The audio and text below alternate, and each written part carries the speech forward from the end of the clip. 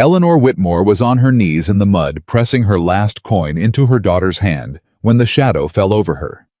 She didn't look up. She already knew what pity looked like from below. But the voice that came down wasn't pity. It was low, steady, and certain as stone.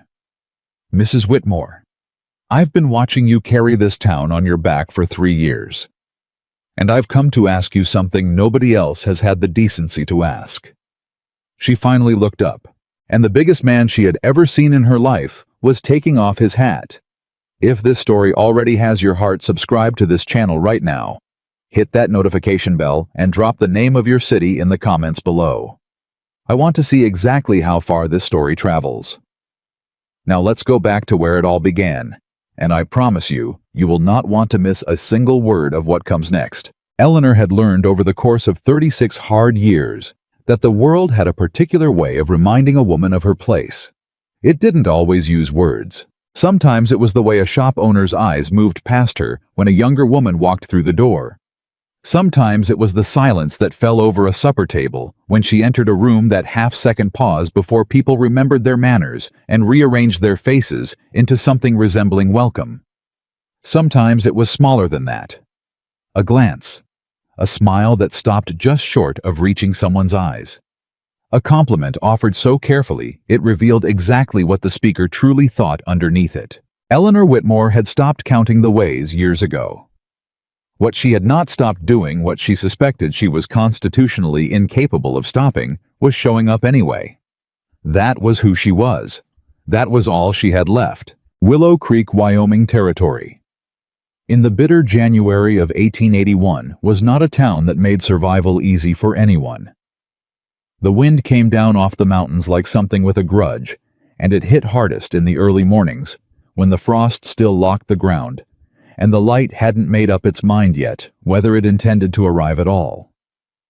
Firewood cost money most families didn't have enough of.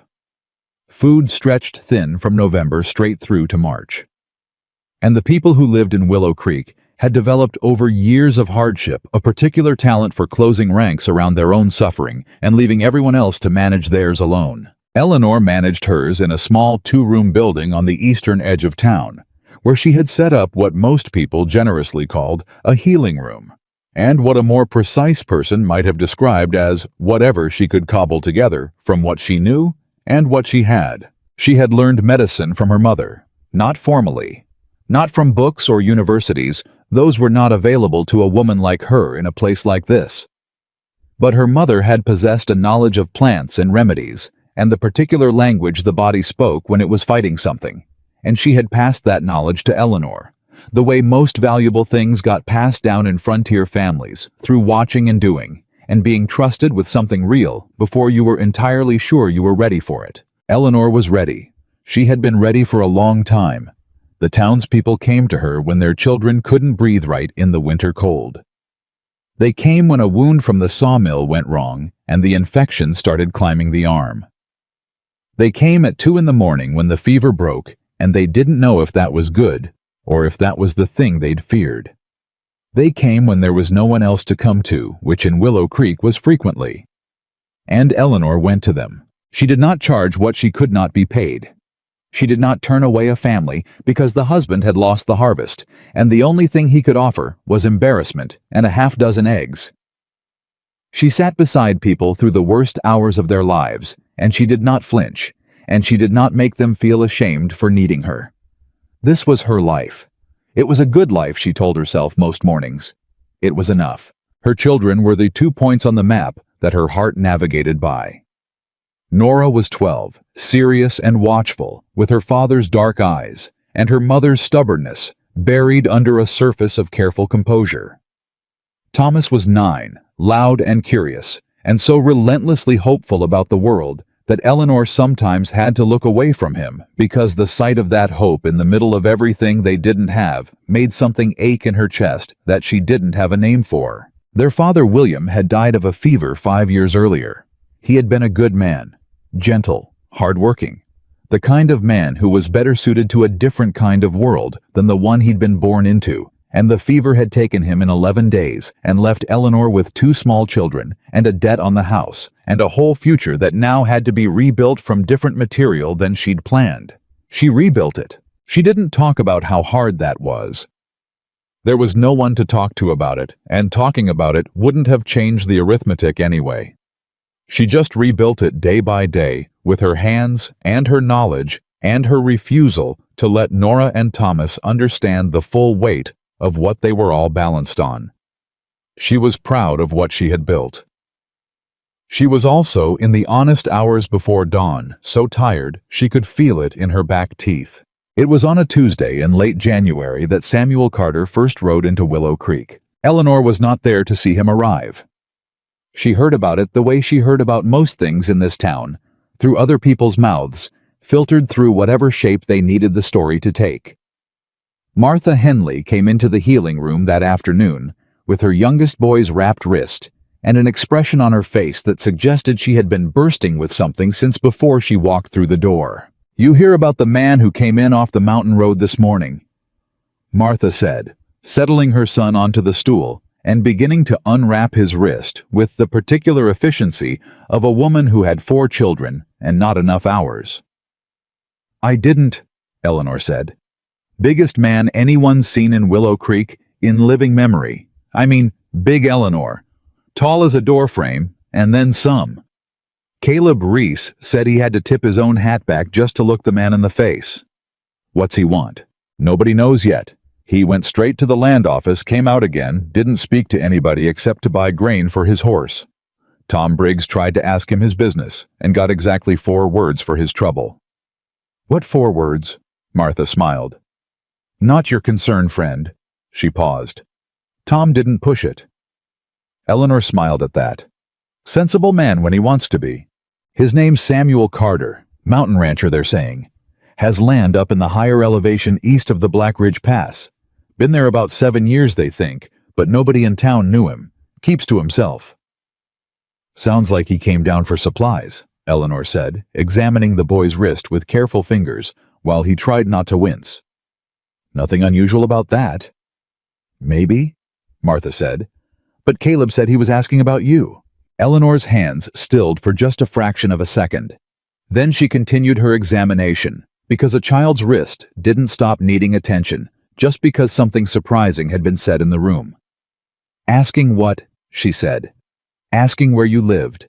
Asking how long you'd been in town. Asking if you were—" Martha paused, and Eleanor could hear the particular shape of a woman choosing her words carefully. "If you were spoken for." The room was quiet for a moment. "Lot of people ask about the healer when they're new to an area," Eleanor said. "Nothing strange about it." "Eleanor," Martha's voice had shifted. "He wasn't asking about the healer. Caleb said he was very specific about the name. He said Eleanor Whitmore, not the woman who does the remedies. Not the midwife. Your name." Eleanor handed the boy a small cloth to press against his wrist and straightened up. "Well," she said in the tone she used when she had decided something was not worth the energy of speculation. "If he needs medicine, he'll come find me." Samuel Carter came to find her the next morning. She was outside splitting wood in the cold gray early light because the pile was lower than she liked, and she needed something physical to do before the day made its demands on her. She had her coat on and her hair pinned back, and she was working with the kind of focused efficiency that meant she had done this 10,000 times before and was not thinking about it at all, which was why she didn't hear him approach until his shadow announced him. She looked up. Martha had not been wrong about the size of him. He was significant. That was the word Eleanor's mind produced in the first moment before more precise language could organize itself. He stood in the early morning light, with the particular stillness of a man who was accustomed to occupying more space than most, and had made some kind of peace with that fact. He wore a heavy coat, dark with wear, and a wide-brimmed hat that he was already removing as she looked at him. His face was weathered in the way that belonged to men who spent most of their lives outdoors, not old, but marked in the way that granite gets marked by decades of weather into something that looks like it was always meant to be that way. He was not handsome in any easy, obvious sense, But there was something in his face that Eleanor, who had spent 15 years learning to read faces for what they actually meant, rather than what they presented, recognized immediately. He was a man who was carrying something. He had been carrying it for a long time. "Mrs. Whitmore," he said. His voice was low and measured, the kind of voice that didn't raise itself because it didn't need to. "My name is Samuel Carter. I apologize for arriving unannounced." "People mostly do," Eleanor said. She set the axe aside and looked at him steadily. "What can I do for you, Mr. Carter?" He turned his hat in his hands twice, and she recognized that too. A man who had rehearsed what he wanted to say and was finding that the rehearsed version was dissolving now that the moment was actually here. "I have a matter I'd like to discuss with you," he said. "If you have a few minutes." "Depends on the matter," she said. He looked at her directly then, steady, no performance in it. "I want to talk to you about my son," he said, "and about your children, and about a house on a hill that's been empty of everything that makes a house worth living in for 4 years. Eleanor studied him. In 15 years of reading faces, she had gotten very good at identifying the various kinds of wrong that people brought to her door disguised as something else. She had seen desperation that called itself urgency. She had seen manipulation that called itself concern. She had seen self-interest dressed up in so many different costumes that she could identify most of them at 30 yards. What she saw in Samuel Carter's face was none of those things. What she saw was grief. Old grief. The settled kind that had stopped being sharp and become simply the air a person breathed. And underneath the grief, something she was less certain about. Something careful and tentative. And if she was reading it right, which she might not be, something that looked very much like hope. "Come inside," she said. "I'll make coffee." He sat across from her at the small table that served as her kitchen, her workspace, and the place where she did everything that required a flat surface, and he held the coffee cup in both hands and looked at it for a moment before he spoke. "I'll say this plainly," he said, "because I don't know how to do it any other way, and I've tried to find one." "Plain suits me fine," Eleanor said. "My wife passed 4 years ago. Her name was Anna. She was—" He stopped, started again. "She was the reason the ranch felt like home. After she was gone, I kept everything going because I had Caleb to think about, and because Anna would have been angry with me if I hadn't. But I'm a man who can build things and run things and work until my hands give out, and I cannot—" Another stop. "I cannot give my boy what he needs, and I know that now." "What does he need?" Eleanor said. "He needs people," Samuel said simply. "He needs a table with more than 2 people sitting at it. He needs a house that's alive. He needs—" He looked at her. "He needs what I don't know how to give him and what I'm afraid he's growing up without." Eleanor set her coffee down. "Mr. Carter," she said carefully, "what exactly are you asking me?" He met her eyes. "I am asking you to consider coming to the ranch," he said. "You and your children. I am asking you to consider building something with me. Not because I feel sorry for your situation, and not because I imagine you need rescuing. Everything I've heard about you in this town tells me you are the last woman on earth who needs rescuing. But because I think—" He paused, and for the first time something shifted in his face that might have been uncertainty. "I think we might be what the other one is missing." The silence in the room was very complete. Eleanor could hear the wind outside. She could hear the faint sound of Nora moving in the back room where the children slept. She said, "You don't know me, Mr. Carter." "I know what I've been told," he said, "and I know what I've seen. I watched you yesterday from across the street, Mrs. Whitmore. I watched you give medicine to a family who paid you with a sack of flour, and I watched you act like that was a perfectly fair exchange.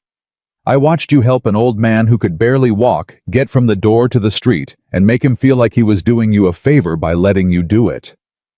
Eleanor felt something shift in her chest. "People in this town respect you," Samuel continued.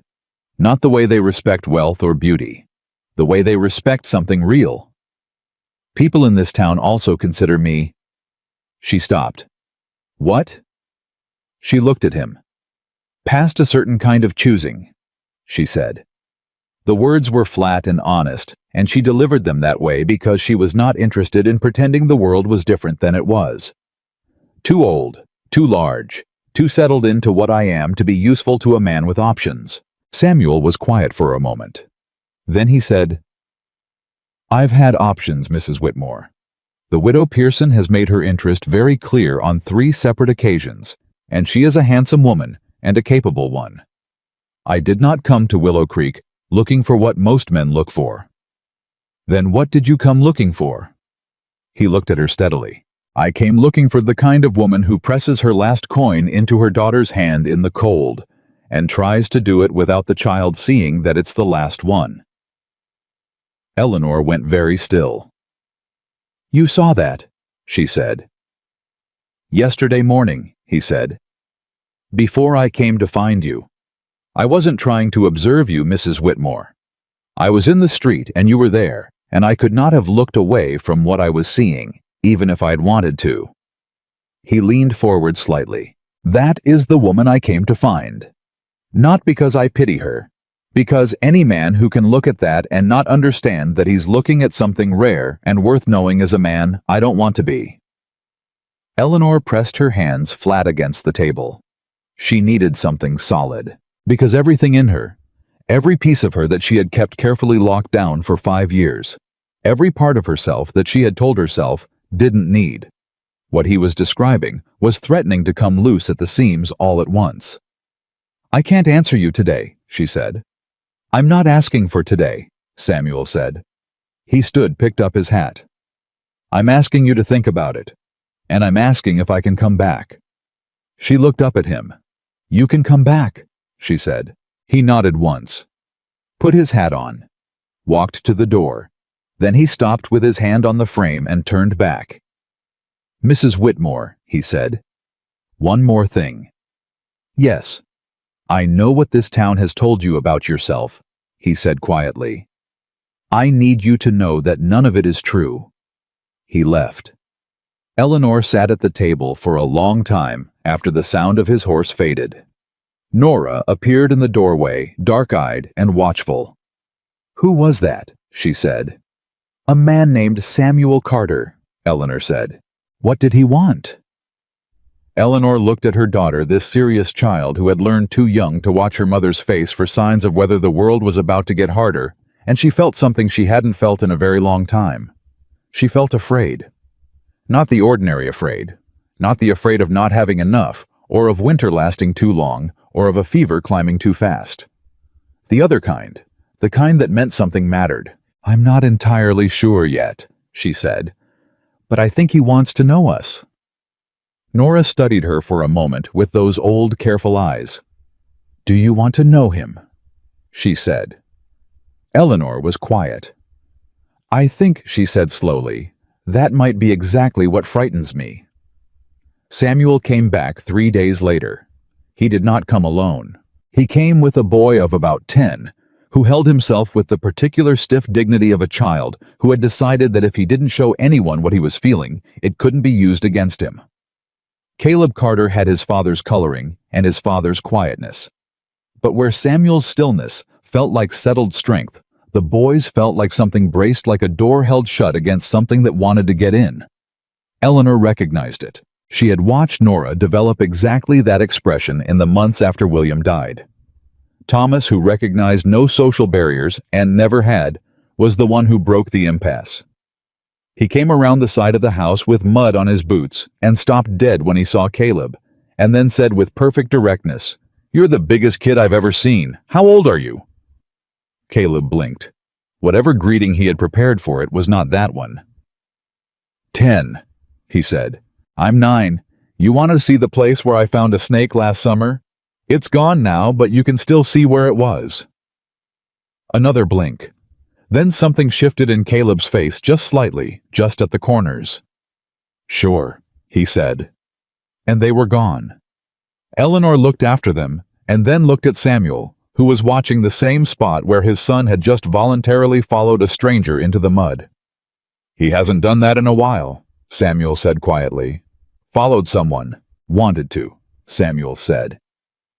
They stood on the porch while the boys disappeared around the corner, and Eleanor said, "Tell me about your ranch." He told her. He had built it 7 years ago with lumber from the mountain and help from no one, because there was no one available to help, which meant it had taken twice as long as it should have, and he had 3 permanent scars on his hands from the process that he regarded without particular complaint as the cost of the thing. It sat on a rise above the valley with a view that in summer, he said, made you feel like arguing with the idea that a person could deserve something that beautiful to look at every day. The kitchen was large because Anna had wanted a large kitchen, and he had built what she wanted and hadn't changed it. There was a room that Caleb didn't use that had been meant for. He stopped there, cleared his throat, moved on. There was a barn with horses and 2 milk cows, and a section of land that had been given over to a kitchen garden that had gone untended for 2 summers, and needed someone with patience and intention to bring it back. Eleanor listened.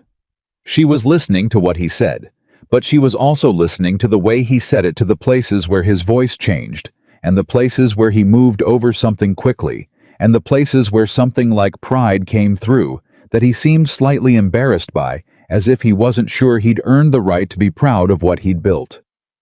"It sounds like a real home," she said.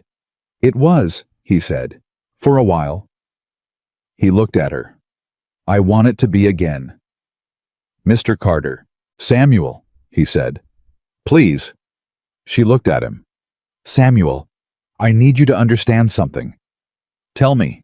I am not a woman who is going to be grateful enough for a good offer to accept it without thinking clearly about what I'm accepting," she said.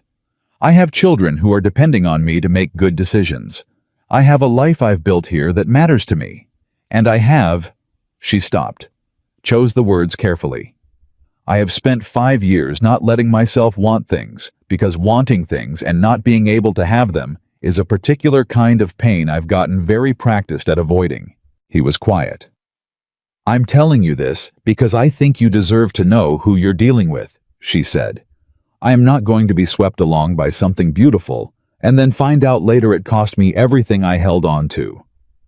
Samuel was still for a moment. Then he said, "Mrs. Whitmore, Eleanor." He said her name with a particular care, like he was aware of using something that mattered. "I have not come here to sweep you along anywhere. I have come here because I genuinely believe that you and I and our children are what the other is missing, and I intend to prove that to you." He held her gaze, "However long that takes." She looked at him for a long moment. "You're a stubborn man," she said. "Yes, ma'am," he said. "I've been told." Something in her chest moved. She had not wanted to smile. She smiled anyway. He did not push it. He didn't press the advantage the way a man who was performing would have. He simply accepted the smile as what it was, something small and honest, and then looked back toward the corner of the house where the boys had gone. "Can I ask you something?" Eleanor said. "Anything." "What do you tell yourself?" she said slowly. "When the town talks about this, because they already are. Martha Henley is a kind woman, but she cannot keep a story to herself for longer than 24 hours, and I know what people are saying about you choosing." She gestured at herself, at the whole fact of herself. "This." Samuel looked at her. "I tell myself," he said, "that the people talking are people who have had the privilege of never needing what they couldn't easily find." She absorbed that. "And when they say you could do better," she said, "then I ask them," he said quietly, "what better looks like, and I find they don't have a very good answer." She turned away from him then. Not in rejection, he seemed to understand that, but because she needed a moment that wasn't under anyone's observation. She looked out across the yard toward the mountain line where his land sat, somewhere above the tree level, out of sight from here, but present in the conversation like a third person. She thought about 5 years of managing alone. She thought about Thomas's face when the firewood ran low, and she hadn't told him why they were wearing 2 coats inside. She thought about Nora's careful eyes and the things Nora didn't say because she'd learned not to say them. She thought about the coin in her daughter's hand and the man who had been standing across the street. Then she heard Thomas's voice from around the corner, high and animated, describing something with extreme enthusiasm, and she heard underneath it, quieter, the sound of Caleb Carter laughing. It was a small sound. Rusty almost. Like something that hadn't been used enough.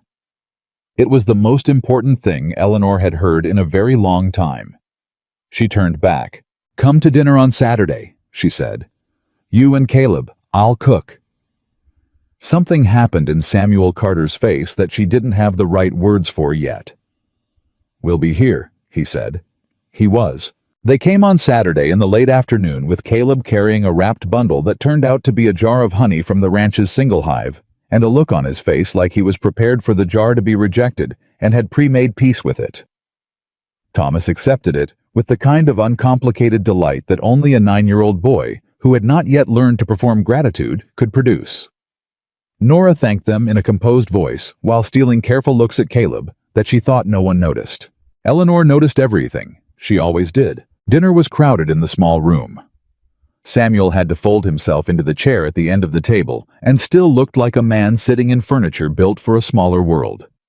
He ate without complaint and without any of the performance that Eleanor had half expected. Some men, when they wanted to impress, became something other than themselves at table, and he listened more than he spoke, and he watched his son with the particular attention of a father who was cataloging everything. Caleb sat beside Thomas and said very little out loud, but Eleanor watched his face across the table and saw that he was listening to everything, to the ease in this house, to the noise, to the way Thomas talked with his hands, and Nora occasionally but deliberately contradicted something Thomas said just to keep him honest, to the way this ordinary chaotic small family moved around each other. She saw him drinking it in like something he'd been thirsty for. After dinner, when the children had gone to the other room and the lamp was burning low, Samuel helped her clear the table without being asked. He did it naturally without commentary, and Eleanor absorbed this in the same way she absorbed everything quietly and filed somewhere she would think about later. "Thank you for tonight," he said. "Thank you for coming," she said. He turned with a plate in his hand and looked at her. "Eleanor," he said. "Yes. I want you to know something," he said. "Whatever you decide, whether you decide this." He gestured between them, a gesture that managed to encompass something large with very little movement. "Whether you decide it's possible or not, tonight mattered. Coming here mattered. Watching my son laugh at your table mattered." He set the plate down. "I want you to know I understand what you've built here, and I would never ask you to give it up." She was looking at her hands. "You'd be asking me to give up everything familiar," she said quietly. "I'd be asking you to add something to everything familiar," he said. "There's a difference." She looked up.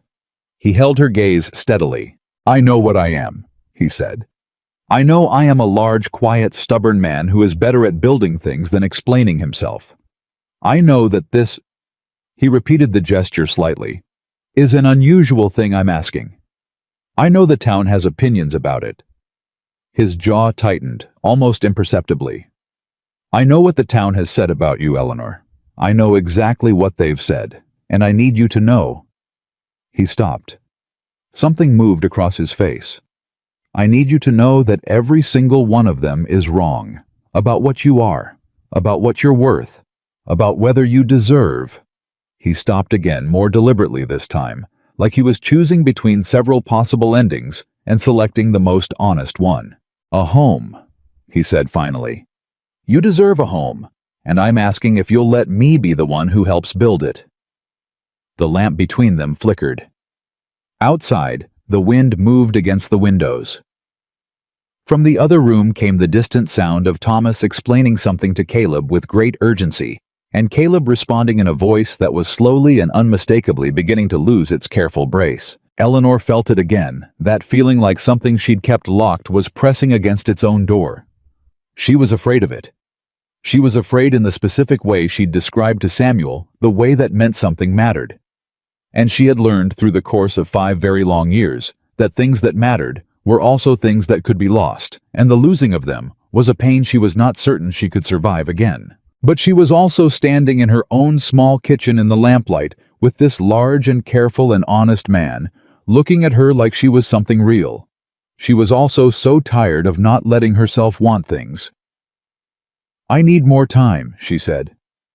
You have it, he said immediately.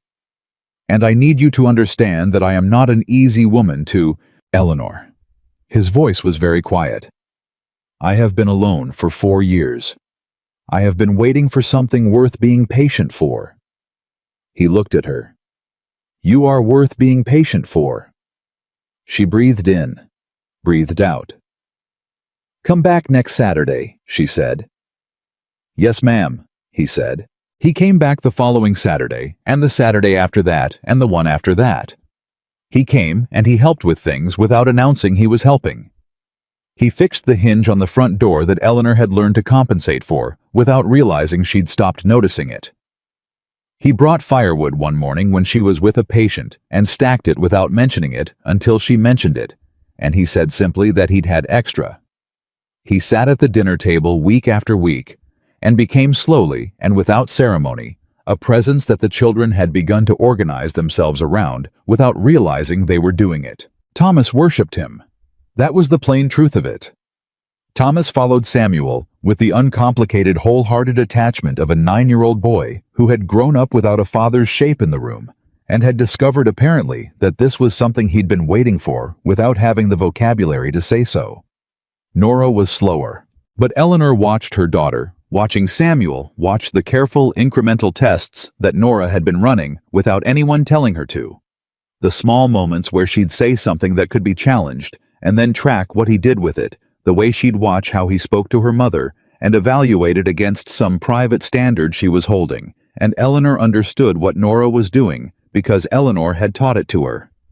She was deciding if he was real. The evening he passed was a Thursday in late February. Nora had made a mistake in her schoolwork, a genuine one, an uncharacteristic one, and it had been held up in front of the class and laughed at, and she had come home carrying it in her face in a way that she was trying very hard to arrange into blankness, but wasn't quite managing. Thomas hadn't noticed. Eleanor had noticed immediately. Samuel, who was there that evening helping Thomas understand how a particular knot worked, glanced up when Nora came in and said nothing. He waited. Later, when Thomas was absorbed in the knot, and Eleanor was pretending to do something at the stove that didn't require her full attention, he moved to where Nora had sat down with her slate and said very quietly, "Tough day." Nora looked up. "I'm fine." "Sure," he said, as if he believed her completely. He sat down in the chair beside her. "You know what I did once I was building the east wall of the barn, had the whole thing planned out, went ahead, and got half of it done before I realized I'd read the measurements wrong." Nora looked at him warily. "What happened?" "Had to take the whole thing down," he said. "Every board. Started again." She was quiet. "Everybody thought it was—" He paused. "Well, they thought it was funny, which it was. It was also embarrassing, and I wanted to disappear." "What did you do?" Nora said. "Built the wall," Samuel said simply. "Right this time." He looked at her. "The mistake isn't the thing that matters," he said.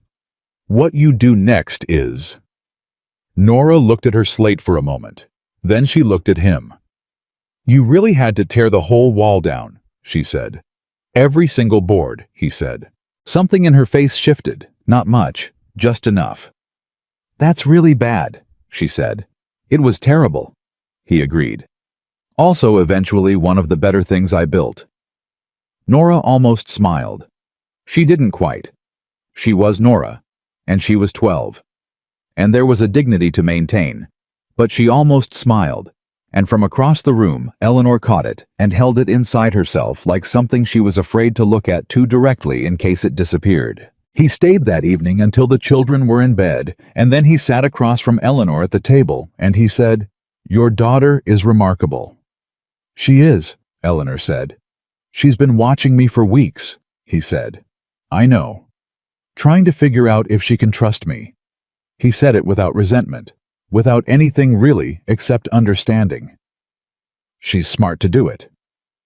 "She's had reasons to be careful," Eleanor said carefully. "I know." He paused. "I want you to know that I understand that means something. Being trusted by her. It's not—" He chose the words. "It's not a small thing I'm being given permission to try for." Eleanor looked at him. "No," she said. "It's not." The silence between them was comfortable in a way that she had almost forgotten silence could be. "Can I ask you something?" Samuel said. "You can." "Are you afraid?" he said. She thought about lying, decided against it. "Terrified," she said. He nodded. Like that was the right answer. Like he'd hoped for exactly that answer. "So am I," he said. She looked at him surprised. "I built a whole ranch," he said quietly. "I can fell a tree and set a bone and ride through a blizzard and not lose my head. I have not been afraid of very many things." He met her eyes. "This frightens me more than any of them." "Why?" she said. He was quiet for a moment. "Because it matters," he said. In the cold lamplight of her small kitchen in the frontier winter of 1881, Eleanor Whitmore looked at Samuel Carter and felt the door that she had kept locked for 5 years move on its hinges. Just slightly. Just enough to let in a thread of something she had not let herself feel in a very long time. Not certainty. Not even hope exactly. But the possibility of hope. And in her life, in the particular life she had lived, possibility was where everything real had always started. She did not say anything, neither did he. They didn't need to.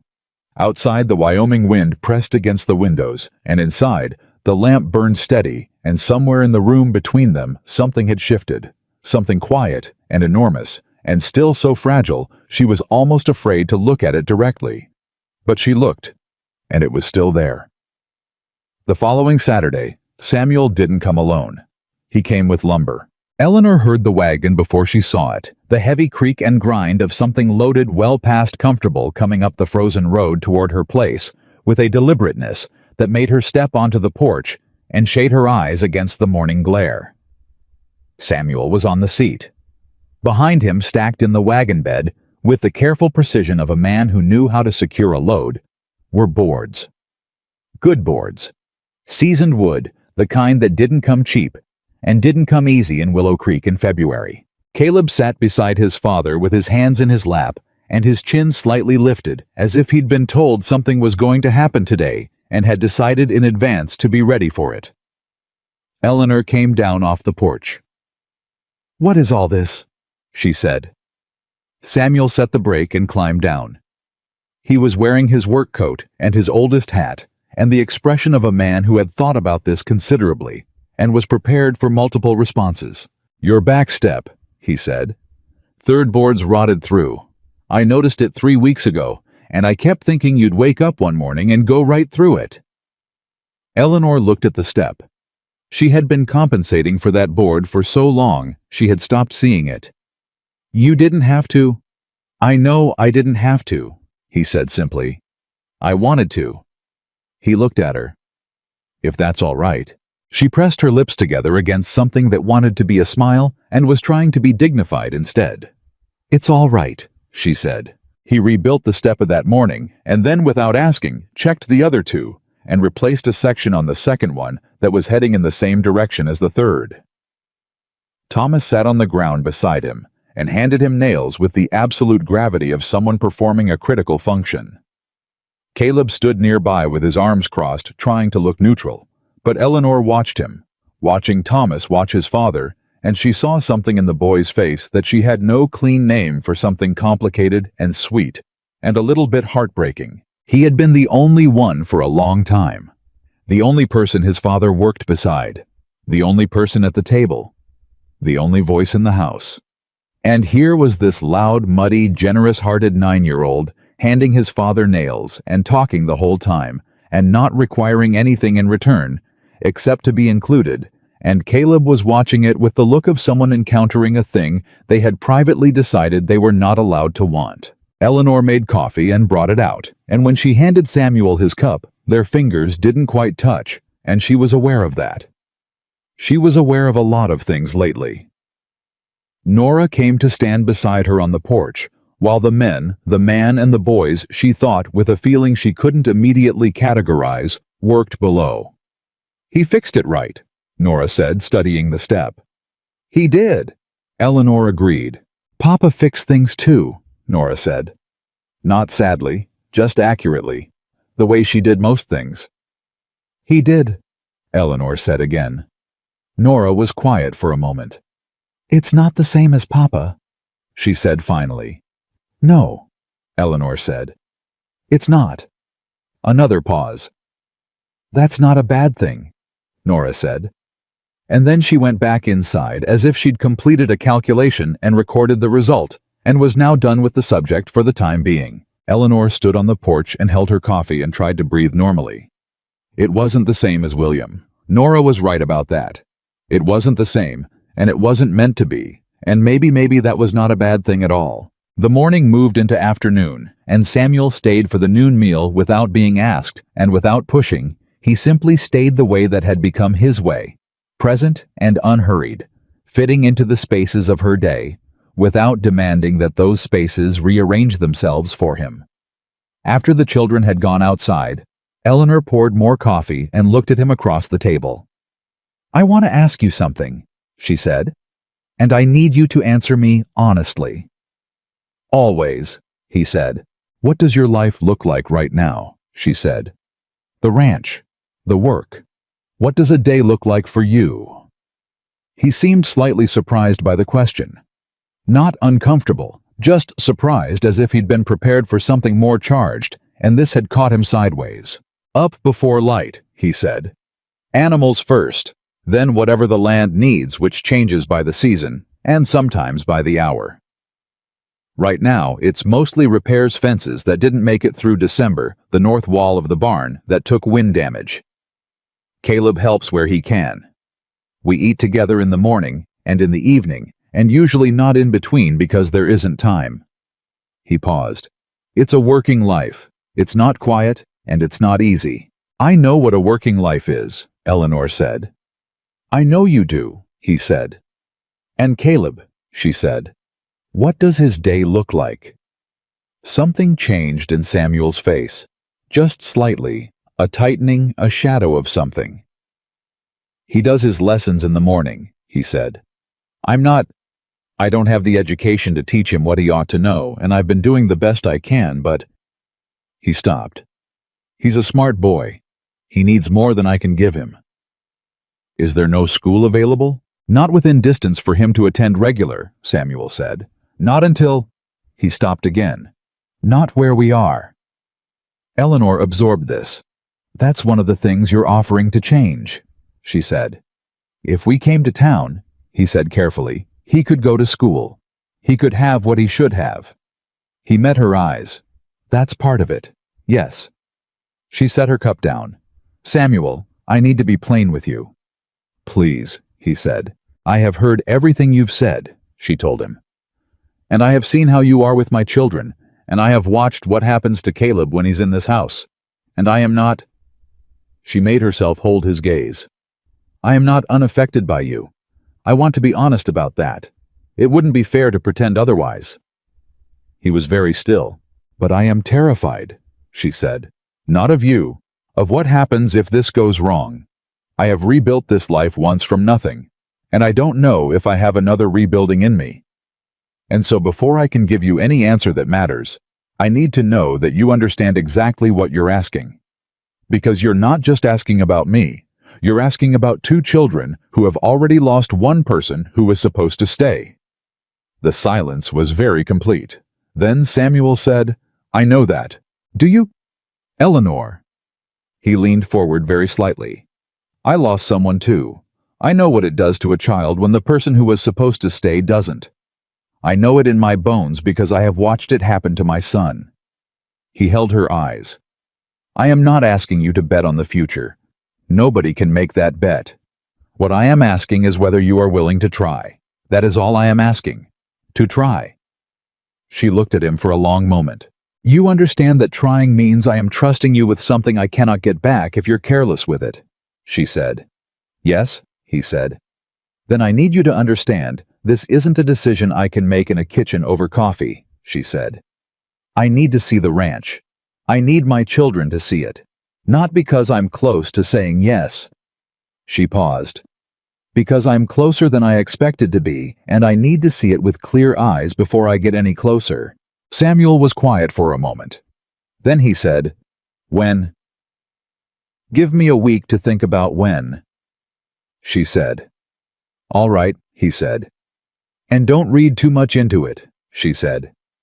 He almost smiled. "No, ma'am." She pointed at him. "I mean it." "I understand, Eleanor," he said, and the almost smile was fully a smile now, quiet and private, the kind that lived at the corner of a face rather than the center of it. "I won't read too much into it." She told him 2 weeks later that she was ready to see the ranch. The drive up took most of a cold March morning. The children were in the back of the wagon under blankets, Thomas conducting a comprehensive verbal survey of everything they passed, and Caleb answering in his measured way that had become, Eleanor noticed, somewhat less measured than it used to be. Nora was reading, or appeared to be reading. Eleanor suspected she was taking in every detail of the journey and simply presenting the appearance of not doing so. Samuel drove and said little, which Eleanor had come to understand was not discomfort, but his natural state, a man who used silence the way other men used words to fill space rather than empty it. When the ranch came into view over the last rise, Eleanor did not say anything. She didn't have words for it immediately, not because it was grand. It wasn't grand. It was a working ranch, practical and hard-used and very real, but because she could see in it exactly what Samuel had described. Every board placed with intention, every fence line true. A kitchen garden bed alongside the south wall of the house, empty now and frozen, but laid out with the careful dimensions of someone who had planted it with specific plans in mind, and never stopped intending to use it again. She could see Anna in the garden bed. She could see Samuel building it for her. She could see him not taking it apart after. "It's beautiful," she said quietly. He glanced at her. "It needs work," he said. "I won't pretend it doesn't." "Beautiful things often do," she said. He was quiet for a moment. Then, "I was nervous about you seeing it." She looked at him surprised. "Why?" "Because..." He seemed briefly uncertain how to finish the sentence. "Because if you saw it, and it wasn't what you wanted, that would be a fair thing. A real reason. And I'd have to accept it." Eleanor looked back at the house. "It's what I'd want," she said. The words came out before she'd fully decided to say them, and she heard them herself with a kind of surprise. "I mean..." She stopped. "I'm not saying..." "I know," he said, gently. "I know what you're saying and what you're not saying." She pressed her lips together. "You're a frustrating man to be careful around," she said. "I've been told," he said. She almost laughed.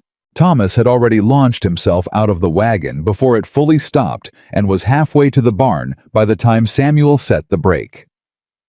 Caleb went after him, with the expression of someone who had decided they were responsible for whatever Thomas was about to do.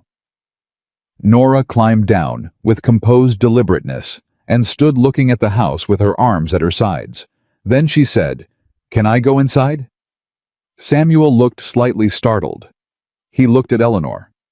"Go ahead," Eleanor said. Nora walked to the front door, opened it, and went in. Eleanor and Samuel stood in the yard. From inside the barn came the sound of Thomas discovering the horses and reacting to this discovery with a level of enthusiasm that could probably be heard from the valley floor. "He's going to love those horses," Eleanor said. "He can ride them any time he wants," Samuel said. Eleanor looked at him. "You've already thought about all of this, haven't you?" she said. "Not just the idea of it, the actual all of it." "Yes," he said simply. "Since when?" He was quiet for a moment. "Since I saw you in the street," he said, "with the coin." She felt something move in her chest. "Samuel." "I know," he said. "I know you're not ready to. I know. I'm just being honest because you asked." She nodded once and looked away because she needed to. Inside the house, she found Nora standing in the kitchen, with her hand flat against the surface of the large work table, her eyes moving around the room with the same methodical attention she brought to everything. "It's a good kitchen," Nora said. "It is," Eleanor agreed. Big enough for 2 people to work in at the same time, Nora said. Papa's kitchen wasn't. Eleanor watched her daughter. Nora, she said carefully. What are you thinking? Nora looked at her. That steady, old-eyed look. I'm thinking, Nora said, that you've been carrying everything alone for a long time, and that it's made you strong. She paused. But strong isn't the same as good. Strong means you survived. It doesn't mean you should have had to do it alone. Eleanor stared at her daughter, 12 years old. When did you get so old? She said. Somebody had to, Nora said simply, and went to look at the rest of the house. The day at the ranch was a long one, and by the time they made the drive back down in the late afternoon, something had shifted in the wagon. Eleanor couldn't have named it precisely. Thomas fell asleep with his head on Caleb's shoulder, and Caleb held very still and didn't move him, and Eleanor watched that from the front seat and felt the thing in her chest press hard against its door. 3 days after the visit, something happened that she had not anticipated. She was in the healing room with a patient, Agnes Mercer, who came in every 2 weeks for her hands that had seized up with the cold and needed the remedy that Eleanor's mother had taught her, when the door opened and a man she didn't recognize walked in without knocking. He was well dressed by frontier standards, not a working man's clothes, everything deliberate, everything chosen. He had a lawyer's face, smooth and assembled, and he looked around the healing room with the particular expression of a man who had decided in advance to find everything slightly beneath him. Mrs. Whitmore, he said. I'm with a patient, Eleanor said. This won't take long, he said as if she hadn't spoken. Agnes looked up. Eleanor placed a hand briefly on her arm. Excuse me a moment, Agnes, she said. She stood and faced the man. You'll wait outside until I'm finished. He blinked. People didn't usually say that to him. Mrs. Whitmore. Outside, Eleanor said. Please. He went outside. She finished with Agnes, who left through the back, with a look over her shoulder at the front door that suggested she intended to report this to Martha Henley within the hour. The man came back in and introduced himself as Edward Graves, attorney, representing the land interests of Richard Blackwood, a name Eleanor didn't recognize. What does that have to do with me? She said. It may have quite a lot to do with you, Graves said, settling into the chair across from her with the ease of a man who thought he owned most rooms he walked into. My client has become aware of your association with Samuel Carter. Eleanor kept her face neutral. Mr. Carter is an acquaintance, she said. A close acquaintance, Graves said. Close enough that you visited his ranch last week. She absorbed this without showing that it landed. Someone had been watching, or talking. In Willow Creek, those were usually the same thing. Mr. Graves, she said. What do you want? My client is interested in acquiring Carter's land, he said. The property has significant value mineral rights, water access elevation that makes it useful for certain kinds of development. Mr. Carter has declined to sell, which is his right. However, he paused, choosing something. My client believes that Mr. Carter's recent interest in domestic matters may have created a situation where some friendly advice might be valuable to someone in your position. What kind of friendly advice? Eleanor said. The kind that suggests, Graves said pleasantly, that a man who is pursuing a woman with great enthusiasm may not always be pursuing her for the reasons he presents. Eleanor looked at him. Say what you mean, she said. He smiled. It didn't reach anything. Samuel Carter needs a caretaker for his property, and his son, he said. He needs a household manager. He is a practical man. Mrs. Whitmore and practical men make practical arrangements. The emotion he presents, the attention, the lumber for your step. These are the investments of a man who wants something specific and knows how to appear to offer something in return. He tilted his head. I would hate to see a woman in your circumstances mistake a business arrangement for something it isn't. The room was very quiet. Eleanor's hands were flat on the table. And if I were to reconsider my acquaintance with Mr. Carter, she said carefully, your client's interest in the property would proceed more smoothly. Graves spread his hands in a gesture of innocence so theatrical it was almost impressive. I'm simply offering perspective, he said. Eleanor stood. "Mr. Graves," she said, "get out of my healing room." He blinked again. "Mrs. Whitmore." "I said get out." Her voice was very level. "And tell your client that if he wants to purchase land in this territory, he is welcome to pursue that through legal means without sending messengers to have conversations about my personal life." She held his gaze. "And tell him also that I am not a practical arrangement. I am a woman who has survived more than he will ever know, and I do not take kindly to people who walk into my room and try to make me feel small about myself in order to serve their interests." Graves stood. The pleasantness had gone. "You may want to think carefully about—" "Out," Eleanor said. He left. She stood alone in the healing room for a moment after the door closed. Her hands were shaking, not from fear. From the particular rage of a woman who has been told one too many times that she is a naive fool for wanting what she wants, that she is easily deceived, that she cannot trust her own reading of a person she has spent months watching with the most careful eyes she possessed. She thought about Samuel fixing the step. She thought about Caleb holding still so Thomas could sleep. She thought about what Graves had said. And then she did something she had not planned to do. She closed the healing room and walked to the telegraph office and sent a message to the land records clerk in Cheyenne, asking for any recorded transactions involving Richard Blackwood. She did not know yet what she was looking for, but she had learned over 36 years that when a man sends another man to plant a seed of doubt in a woman's mind about someone that man wants something from it, is almost always because the someone being doubted poses a genuine obstacle. And obstacles in her experience were worth examining. She got the response 2 days later.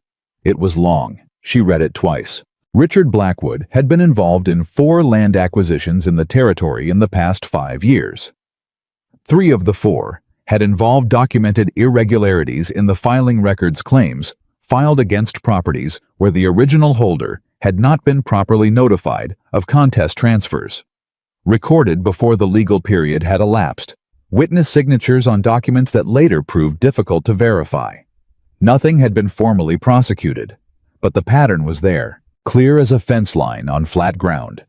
She folded the telegraph response carefully and put it in the pocket of her dress and spent the next hour seeing patients while her mind worked separately on a problem she hadn't yet named out loud. That evening, Samuel came into town for supplies and stopped at the healing room the way he sometimes did at the end of his supply runs, with no agenda except to check in, which was one of the things about him that she had very quietly stopped fighting the good feeling of. She told him about Graves. She watched his face go through several things in rapid succession. A flash of something cold, followed by a controlled stillness, followed by the kind of careful attention he paid to everything that mattered. "He came to your room," Samuel said. "He did." "And said what he said?" "Yes." He was quiet for a moment. A specific kind of quiet that Eleanor had come to recognize, the kind that meant he was deciding what to do with what he felt before he responded to what had been said. "Eleanor," he said, "I want you to know whatever he told you, whatever his purpose was in telling it." "Samuel," she said, "I know." He stopped. She looked at him steadily. "I have been watching you for 4 months," she said. "I have watched you with my children, and I have watched you at table, and I have watched you when you didn't know I was watching. And I have said this, I am not an easy woman to deceive. And you have not deceived me." She held his gaze. "I know what Graves was doing in my room. I am not confused about it." Something in his face, in the careful, controlled stillness of it, shifted. "I am also not confused about what I found when I wired Cheyenne," she said. She watched his expression change. "You wired Cheyenne," he said. "I wanted to know who Richard Blackwood was," she said. He stared at her. "Eleanor," he said slowly, "what did they tell you?" "Enough," she said.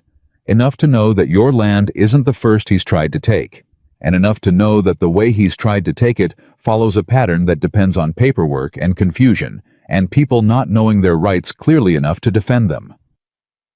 He was very still.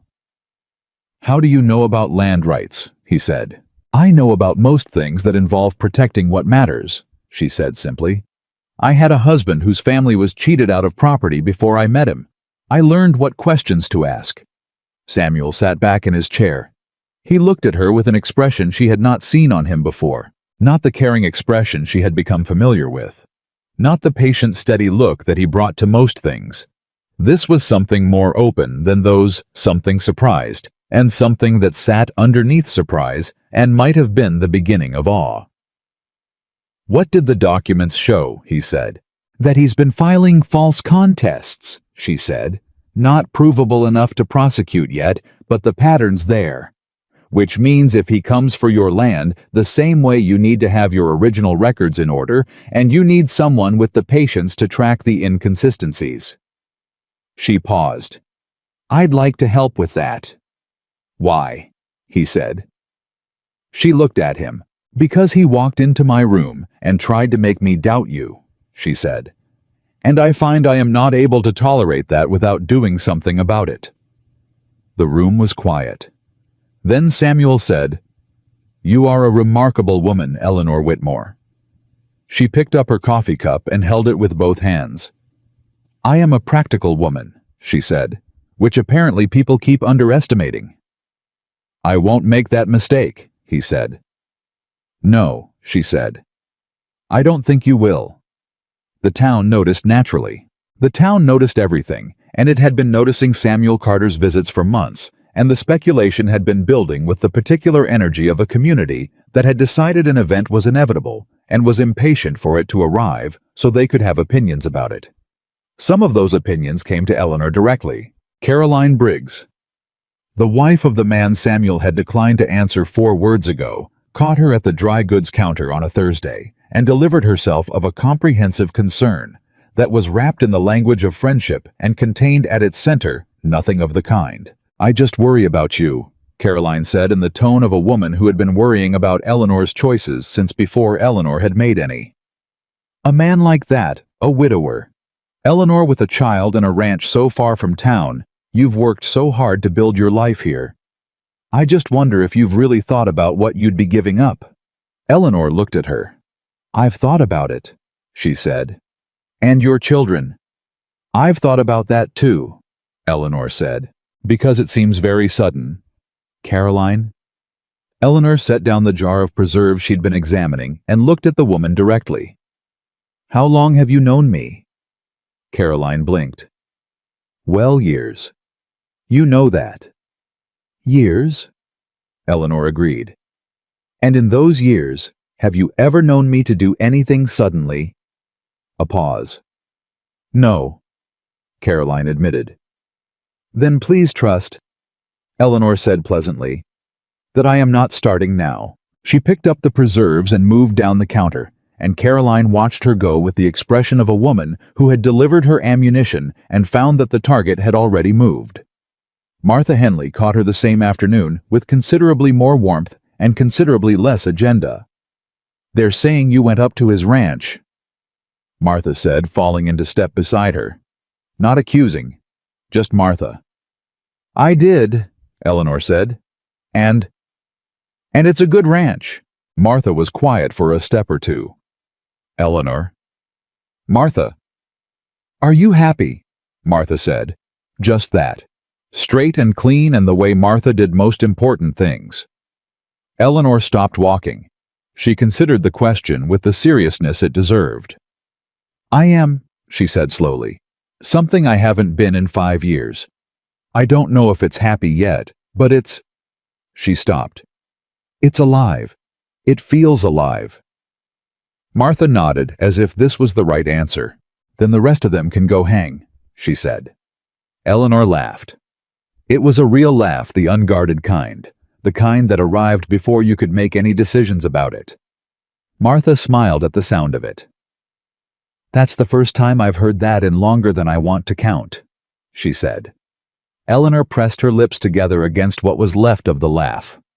"I know," she said. She did know. She had been so careful for so long, so careful with her energy, with her hope, with the particular parts of herself that were most exposed, that she had forgotten what it felt like when something made it past all that carefulness and landed somewhere undefended. It was terrifying. It was also she was finding something she couldn't make herself stop wanting. 2 evenings later, she was in the healing room after dark, working through paperwork she'd let accumulate when she heard a sound on the street outside that made her go still.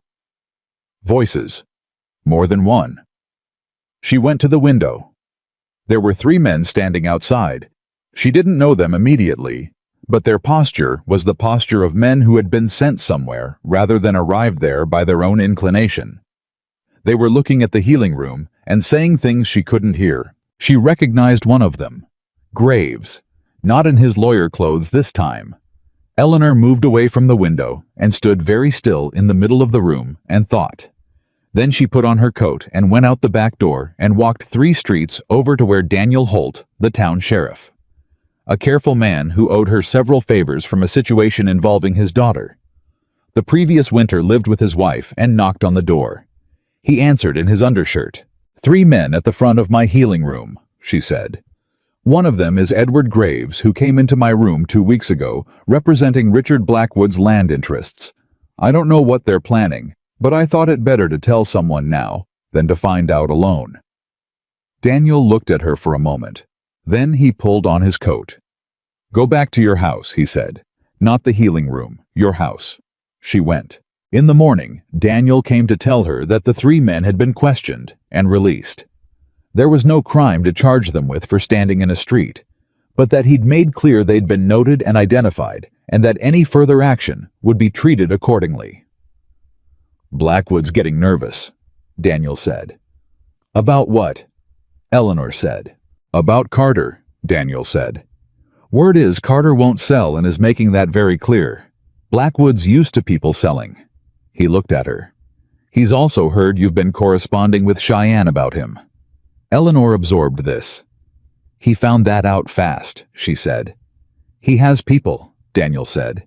He's been here before, Eleanor, just not this visibly.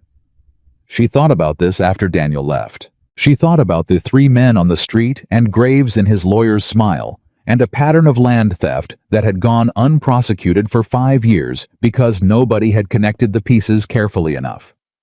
She thought about Samuel on the mountain with his finished ranch and his empty kitchen, and his son who had forgotten how to laugh at strangers' tables.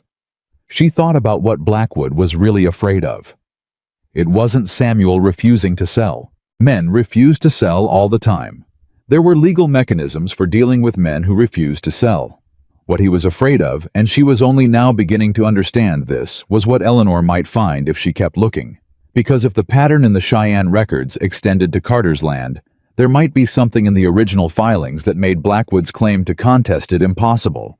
And if that existed, it needed to be found before Blackwood found a way to bury it. She sat down at the table. She thought about the coin in her daughter's hand.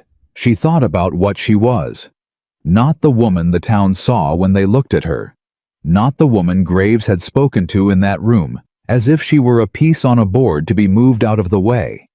She was the woman who had rebuilt a life from nothing and kept 2 children fed and warm through 5 Wyoming winters alone. She was the woman who had been underestimated quietly and consistently by almost everyone who had ever looked at her. And she was the woman who had just realized that underestimation used correctly was the most powerful weapon she owned. She pulled out her paper and pen and wrote a second letter to Cheyenne. This time, she knew exactly what she was looking for. The second letter to Cheyenne took 4 days to get a response. Eleanor checked the telegraph office every morning before she opened the healing room. And on the 4th day, the clerk handed her a folded paper with the expression of a man who had read something he wasn't sure he was supposed to have read, and had decided to say nothing about it. She read it in the street.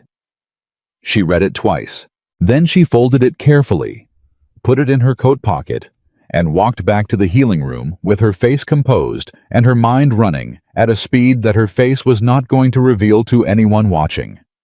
The response from Cheyenne confirmed what she'd begun to suspect. Samuel Carter's original land filing his homestead claim from 7 years ago had been recorded correctly and completely.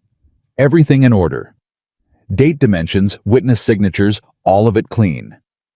But there was a second document attached to the record. A contest filing dated 8 months ago submitted under the name of a land company called Meridian Holdings. The company had filed a counterclaim against Carter's acreage, citing an alleged prior survey error that would invalidate the original boundary markers. The filing was signed by Edward Graves as the registered legal agent for Meridian Holdings, which, according to the territorial business records referenced in the response, was a company with no officers of record, no fixed address, and a single registered principal who appeared in exactly one document: Richard Blackwood. Eleanor stood in the healing room alone and thought. The contest was already filed. That was the thing she hadn't understood until now. This wasn't Blackwood threatening to come for the ranch. He had already begun the legal process months ago. He had filed the counterclaim quietly through a shell company with a lawyer's name on it, and he had done it 8 months ago, which meant Samuel might not even know the clock was running. She reached for her coat. She was going up the mountain. She got Thomas settled with Martha Henley, told Nora she'd be back by dark, and had her horse ready, and out the gate before she'd fully worked out exactly what she was going to say when she got there. That was fine. She'd figure it out on the way. The ride up took 2 hours. The road was better than it had been in February. March had softened it, but it was still the kind of road that required attention, and she gave it attention which was useful because it kept the top of her mind occupied while the rest of it worked. When she arrived at the ranch, Samuel was at the fence line along the north pasture. She could see him before he saw her, that large, unmistakable shape moving with the measured efficiency he brought to everything physical. And beside him, Caleb handing something up to him, the two of them working with the easy coordination of people who had been doing this long enough that they didn't need to talk about it. Samuel saw her when she was still 50 yards out, and everything in his posture changed immediately. Not in alarm, in attention.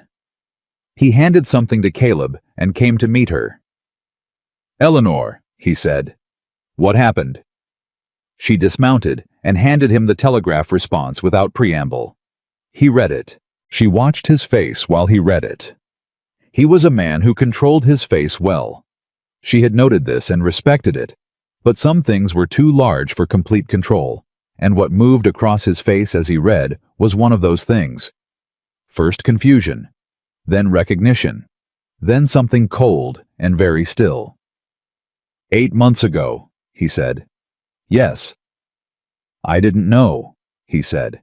I know you didn't, she said. You wouldn't have told me you had no idea who Blackwood was if you'd known he'd filed against you.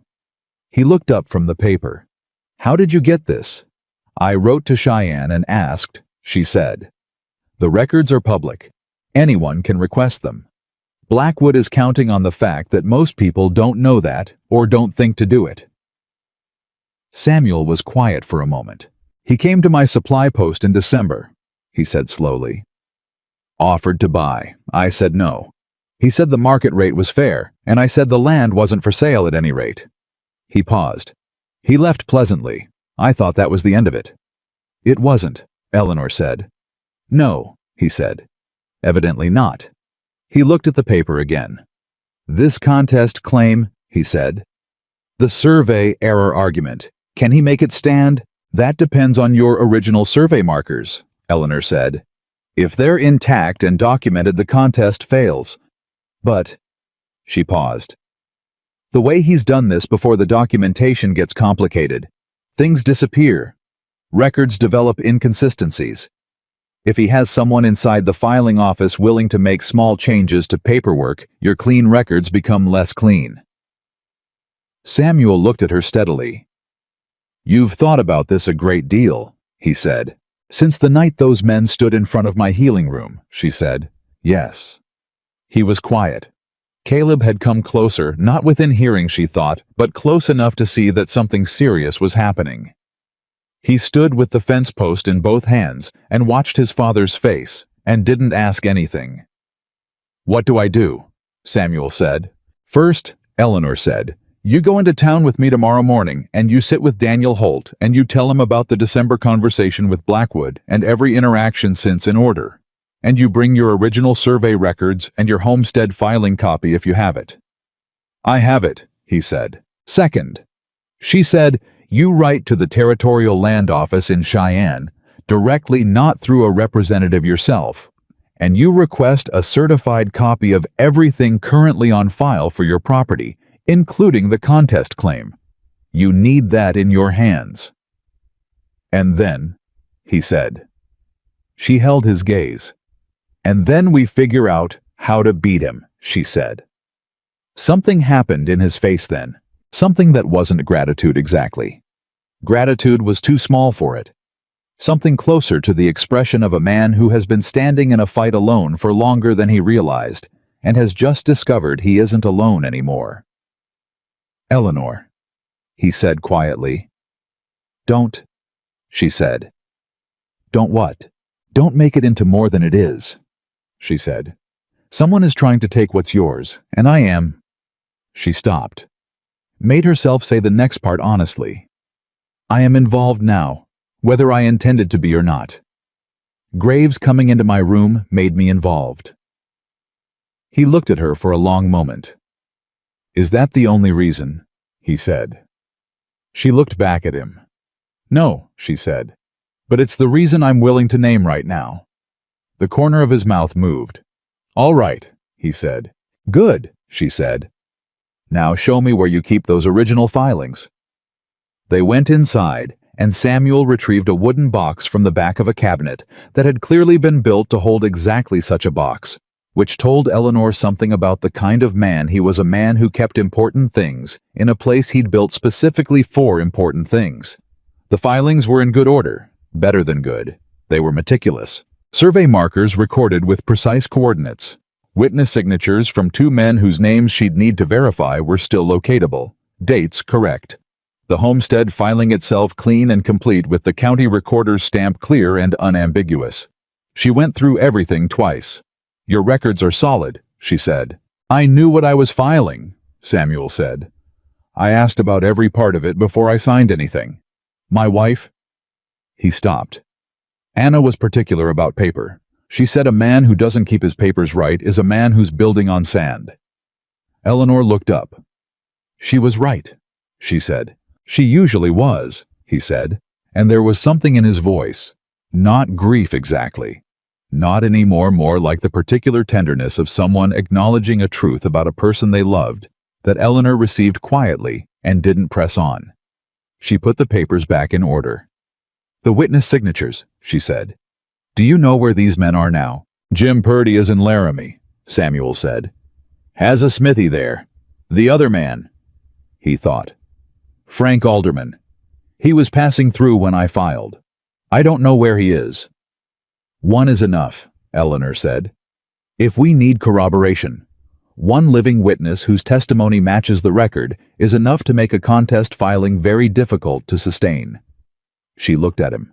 Write to Jim Purdy tonight, she said. Tell him you need a letter from him confirming the circumstances of the signing, just what he remembers. Date what you filed that he was present, and the signature is his. I'll do it tonight, Samuel said. They sat at the kitchen table together for a time after that. The documents between them and Eleanor thought about how strange it was that this was how she was sitting at this table for the first time. Not the way she'd imagined it, which was a more gradual thing, more tentative. Instead, she was here with a land dispute and a telegraph response, and an adversary she hadn't asked for, and somehow this felt more real than most things she'd imagined. Can I ask you something? Caleb said. They both looked up. He had come inside without either of them noticing, which for a boy who moved as carefully as he did was not surprising. He stood in the doorway with that braced look he wore when he was deciding whether to say something. Go ahead, Samuel said. Is someone trying to take the ranch? Caleb said. Samuel looked at Eleanor briefly. Then he looked at his son. Someone is trying, he said. We're going to make sure they don't. Caleb absorbed this. His jaw was tight in a way that was very much his father's jaw. What can I do? He said. Eleanor watched Samuel's face. Right now, Samuel said, you can make sure Mrs. Whitmore's horse is watered, and the tack is in order for when she rides back." Caleb nodded once and went back out, and Eleanor watched him go and thought about a 10-year-old boy who responded to a threat to his home by asking what he could do to help. "He's going to be a very good man," she said. Samuel looked at the door his son had gone through. "I hope so," he said quietly. "I've been trying." "You're not just trying," she said. He looked at her. She held his gaze and meant it. He looked down at the papers again, but not before she saw what was in his face, and she understood that she had said something that mattered, and she was glad she had said it. She rode back down in the late afternoon and arrived in Willow Creek as the light was going amber over the rooftops. Thomas was at Martha's performing what Martha described as an extremely thorough examination of her back garden for hibernating creatures. Nora was at the table when Eleanor came in doing schoolwork with her slate and pencil, and she looked up when Eleanor sat down. "You went up to the ranch," Nora said. Not a question. "I did." "Something happened." "Yes," Eleanor said. "Someone is trying to take the Carter land through fraudulent means. I found the documents." Nora set her pencil down. "Is Mr. Carter going to lose the ranch?" she said. "Not if I have anything to say about it," Eleanor said. Nora looked at her mother with those careful measuring eyes. "Mama," she said. "Yes. Are you going to marry him?" The room was very quiet. Eleanor looked at her daughter for a long moment. "I don't know," she said honestly. "But you're not saying no anymore," Nora said. Eleanor breathed in. "No," she said. "I'm not saying no anymore." Nora picked up her pencil. "Good," she said, and went back to her slate. Eleanor sat at the table and thought about that. Good.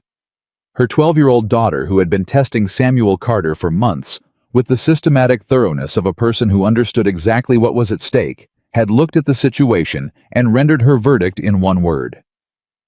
Good. The following morning, Eleanor and Samuel sat across from Daniel Holt in the sheriff's office and laid out everything in order.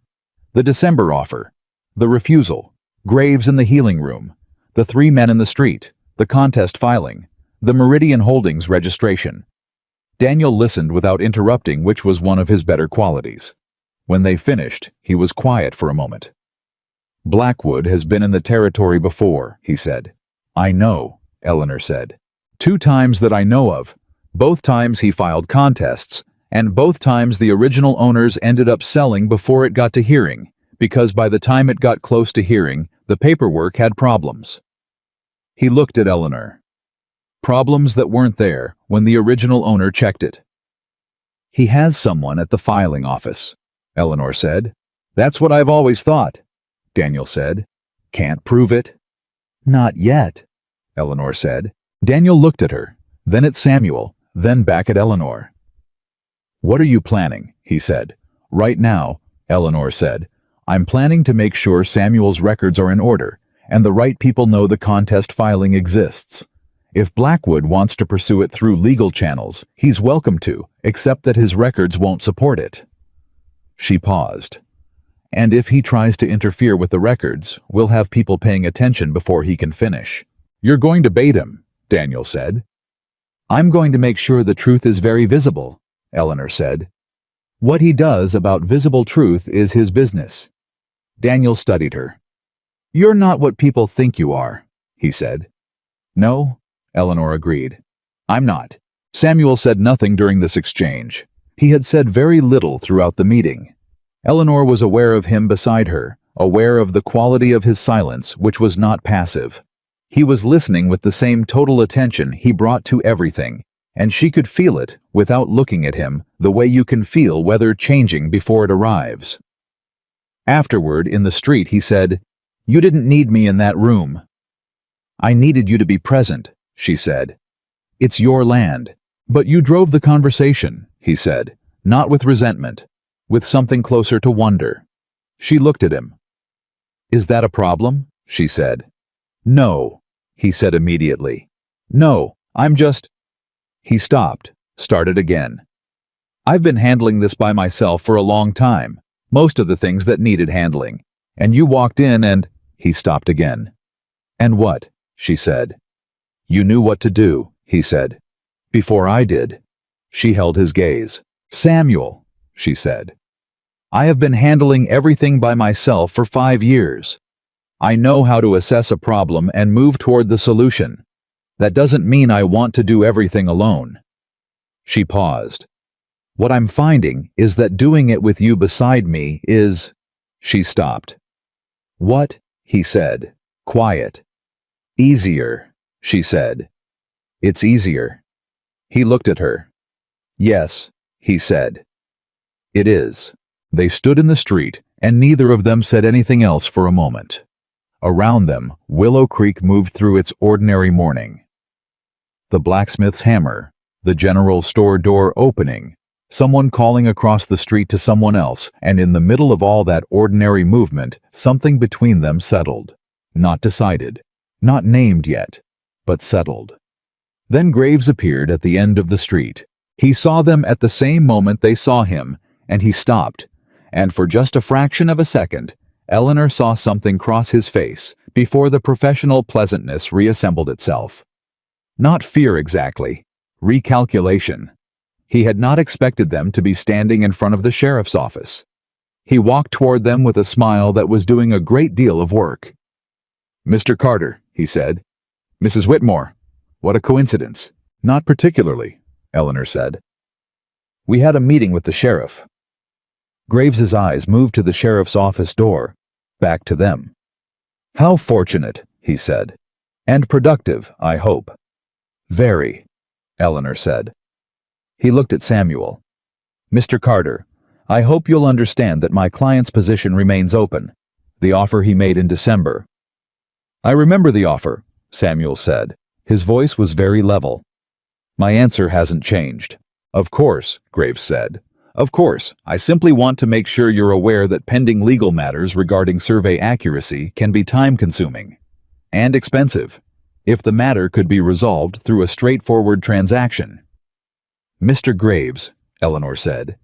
He turned to her. I've seen the contest filing, she said. I've seen the Meridian Holdings registration. I've written to Cheyenne, and I've spoken to the sheriff, and I've reviewed Mr. Carter's original filings, which are complete and correct. She held his gaze. You're welcome to take this to a hearing. I would encourage it. The pleasantness in Graves's face was doing considerably more work now. Mrs. Whitmore, I would also encourage you, she said, to let your client know that any interference with the county filing records would be extremely unwise at this point, given the number of people who are now paying attention to what those records contain. Graves was quiet for 2 full seconds. I see, he said. Good, Eleanor said. Good morning, Mr. Graves. He left. Samuel watched him go, and then looked at Eleanor. You just put a target on yourself, he said. Not alarmed, just clear-eyed. I know, Eleanor said. Blackwood doesn't respond well to... I know, she said again. He's going to push harder now. He's going to try something different. She looked at Samuel. Which is what I want. When he tries something different, he'll make a mistake. Men like Blackwood always make mistakes when they're pushed off their planned approach. Samuel studied her. You're not afraid of him, he said. I'm afraid of what he can do, she said honestly. But I'm more afraid of what happens to your family, if no one does anything. He went very still. Your family. She heard it the same moment he did. The words had come out of their own accord, and they both heard what they contained, and Eleanor held the moment steadily, without taking it back or qualifying it, because she had said what she meant, and she was done pretending otherwise. Eleanor, Samuel said. Very quietly. Don't, she said. Not right now. Right now we have a problem to solve, and I need to think clearly. She looked at him. When the problem is solved, we can talk about everything else. He looked at her for a long, long moment. All right, he said. Thank you, she said. They were 3 days into the waiting period. Eleanor tracking correspondence. Samuel writing down every other day, the children existing in the complicated awareness that something was happening around them that adults were managing with forced normalcy when everything changed in a way she hadn't anticipated. It was Nora who found it. Nora had been given the task of organizing Eleanor's older correspondence and patient records, which needed sorting for reasons unrelated to anything Blackwood adjacent, but which put Nora in the position of reading through a significant amount of paperwork with her usual methodical attention. She came to Eleanor on a Wednesday evening with a piece of paper in her hand, and her face doing the thing it did when she'd found something she wasn't entirely sure how to present. "Mama," she said, "I found something." Eleanor looked up from what she was writing. "In the old supply records from Mr. Alderman," Nora said, "from 2 summers ago, when he was passing through." Eleanor went still. Frank Alderman, Samuel's second witness, the one they couldn't locate. "What about him?" Eleanor said. Nora held out the paper. It was a supply receipt, 2 years old. Frank Alderman had purchased provisions from the general store in Willow Creek in the summer of 1879 and signed the receipt and listed his destination as Rock Springs, Wyoming. Rock Springs. 2 days' ride. "You found him," Eleanor said. "I found where he was going," Nora said carefully. 2 years ago." Eleanor looked at her daughter. "That is still considerably more than we had an hour ago," she said. Nora permitted herself a small, precise smile. Eleanor wrote to Rock Springs that night. But something happened before the response could arrive that shifted the entire shape of the situation. It was a Saturday. Samuel had come down for the usual visit, and they were at the table with the children, and the evening was the specific kind of pleasant that had become over these months. So familiar that Eleanor had stopped bracing herself against it and simply allowed it to be what it was, which was good. Which was, she was finally admitting to herself, very good. Then there was a knock at the door. Daniel Holt. His face was serious in a specific way that immediately reorganized the room. "Samuel," he said, "I need to talk to you." Samuel stood. "What happened?" Eleanor said. Daniel looked between them. "Someone broke into the county clerk's office last night," he said. "The filing room." The room was very quiet. "They went through the land records," Daniel said. "It's hard to tell exactly what they were looking for because it wasn't a clean search, things were gone through in a hurry. But the Carter file has pages missing." Samuel's jaw was tight. "Which pages?" Eleanor said immediately. "The original survey notation," Daniel said. "The page with the boundary coordinates." Eleanor stood up. "They didn't get what they came for," she said. Daniel looked at her. "How do you know?" "Because the boundary coordinates aren't only on that page," she said. "Samuel has his own copy complete, and I have a certified copy from Cheyenne requested 12 days ago and received before any of this happened." She looked at Daniel. Blackwood just tipped his hand. Daniel absorbed this. "He just told us exactly what he was going to use," Eleanor said. "He was going to claim the coordinates were never properly recorded. He needed that page gone so there was no county record to contradict him."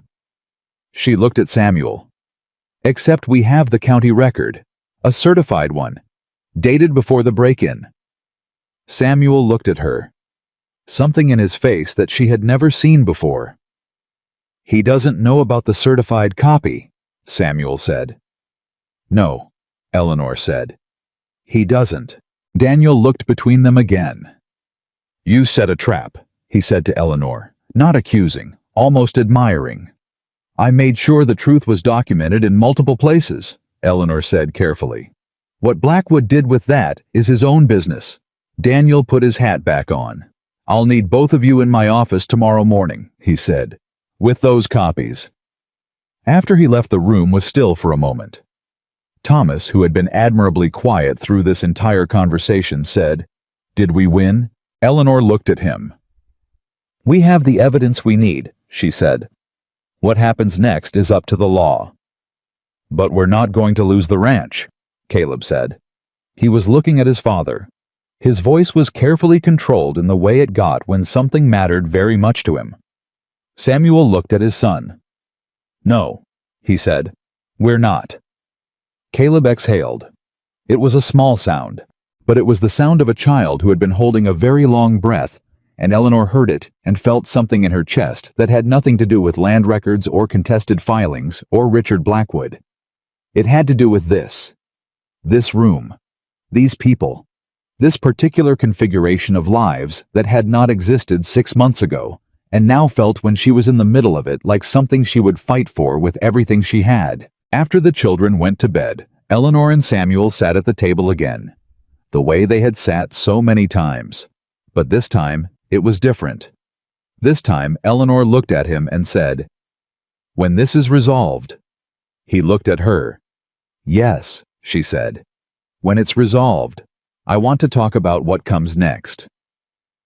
Samuel was very still. "For all of us," she said. He looked at her with that open expression she had learned to recognize, the one that lived underneath the controlled stillness, the one that was the most honest thing about his face. "I'll hold you to that," he said. "I'm counting on it," she said. Outside, the Wyoming wind was moving again. The lamp between them was steady and warm, and somewhere in the quiet of the house, 4 children were sleeping under the same roof for the first time, and neither Eleanor nor Samuel said anything about that, but they both heard it. They both knew exactly what it meant. And in the morning, they were going to walk into Daniel Holt's office with the documents that would begin to end this together side by side, the way that everything in the past months had been moving them toward, without either of them fully naming it until now. Together. That word had a weight to it that Eleanor had almost forgotten. She was remembering it now. They were in Daniel Holt's office by 8 the next morning. Eleanor had the certified copy from Cheyenne in a leather folder. She had stayed up until midnight, organizing every document in order, every date visible, every signature accessible without having to shuffle through pages. Samuel had his original box. Daniel had the incident report from the break-in, and a face that said he had not slept well, and was running on coffee, and the specific energy of a man who had decided something was going to get done today. The deputy, a young man named Garrett, who Eleanor had treated twice for a bad shoulder, sat in the corner taking notes.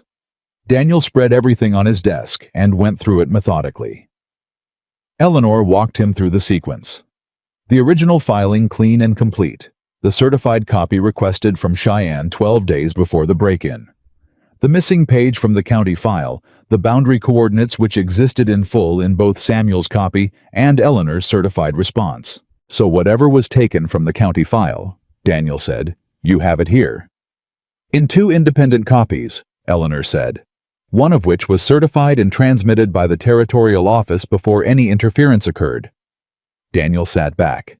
"That means any claim that the coordinates were never properly recorded fails," Eleanor said. "Completely." Samuel was quiet beside her. He had been quiet since they arrived, which she understood. This was his land. His son's future. The thing his hands had built. Sitting in a room while someone else fought for it required a specific kind of patience that she suspected did not come naturally to a man who had spent 7 years solving problems with those hands. She put her hand briefly on the table near his, not touching, just near. He looked at it, then at her. She held his gaze for 1 second and then turned back to Daniel. "The break-in gives you something," she said to Daniel. "Someone entered a government records office and removed official documents. That's federal, not just territorial." Daniel nodded slowly. "It is." "Which means this doesn't stay at your level," Eleanor said. "This goes up." "I've already written to the federal marshal's office in Cheyenne," Daniel said. "Sent it last night."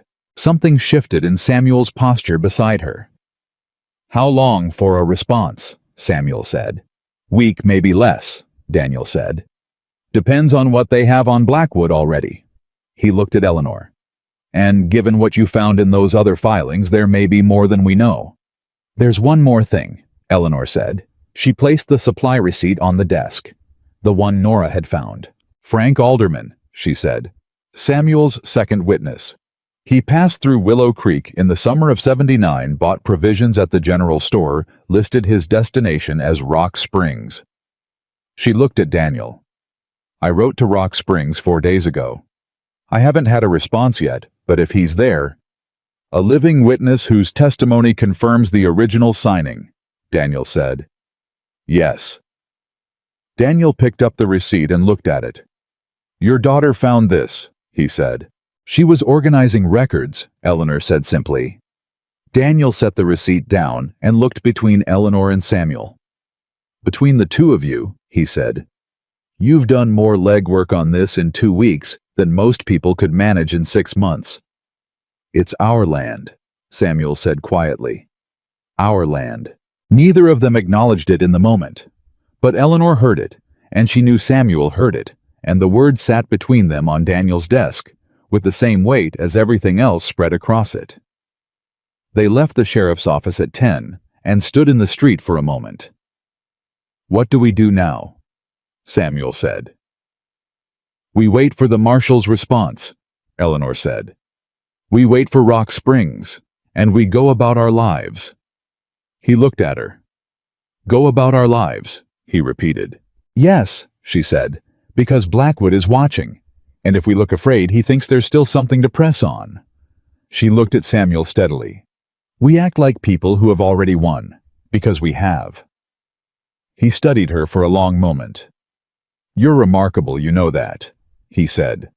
Not the way men sometimes said it as flattery as something deployed. He said it the way he said most things, simply and straight, like a man reporting a fact he'd arrived at through observation.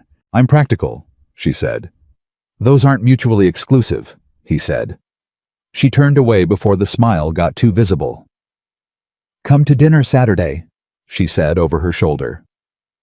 Every Saturday, Eleanor, he said. You know that.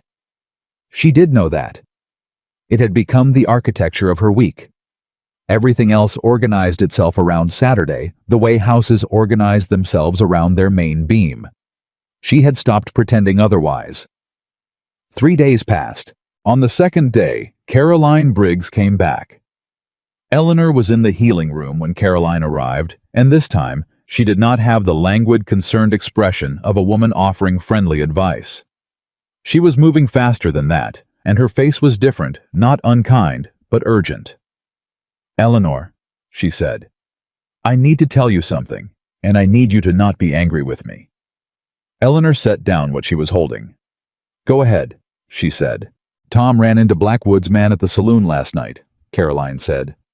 Not Graves, someone different, a man nobody recognized, and he was asking about you. She pressed on before Eleanor could respond. Not about Carter. About you, about your healing room, about your children, about... She stopped. About whether you had any legal standing in this matter, whether you were a party to any filings. Eleanor was very still. What did Tom say? She said. Tom told him you were just a local healer who knew Carter socially, Caroline said, because... She looked at Eleanor directly.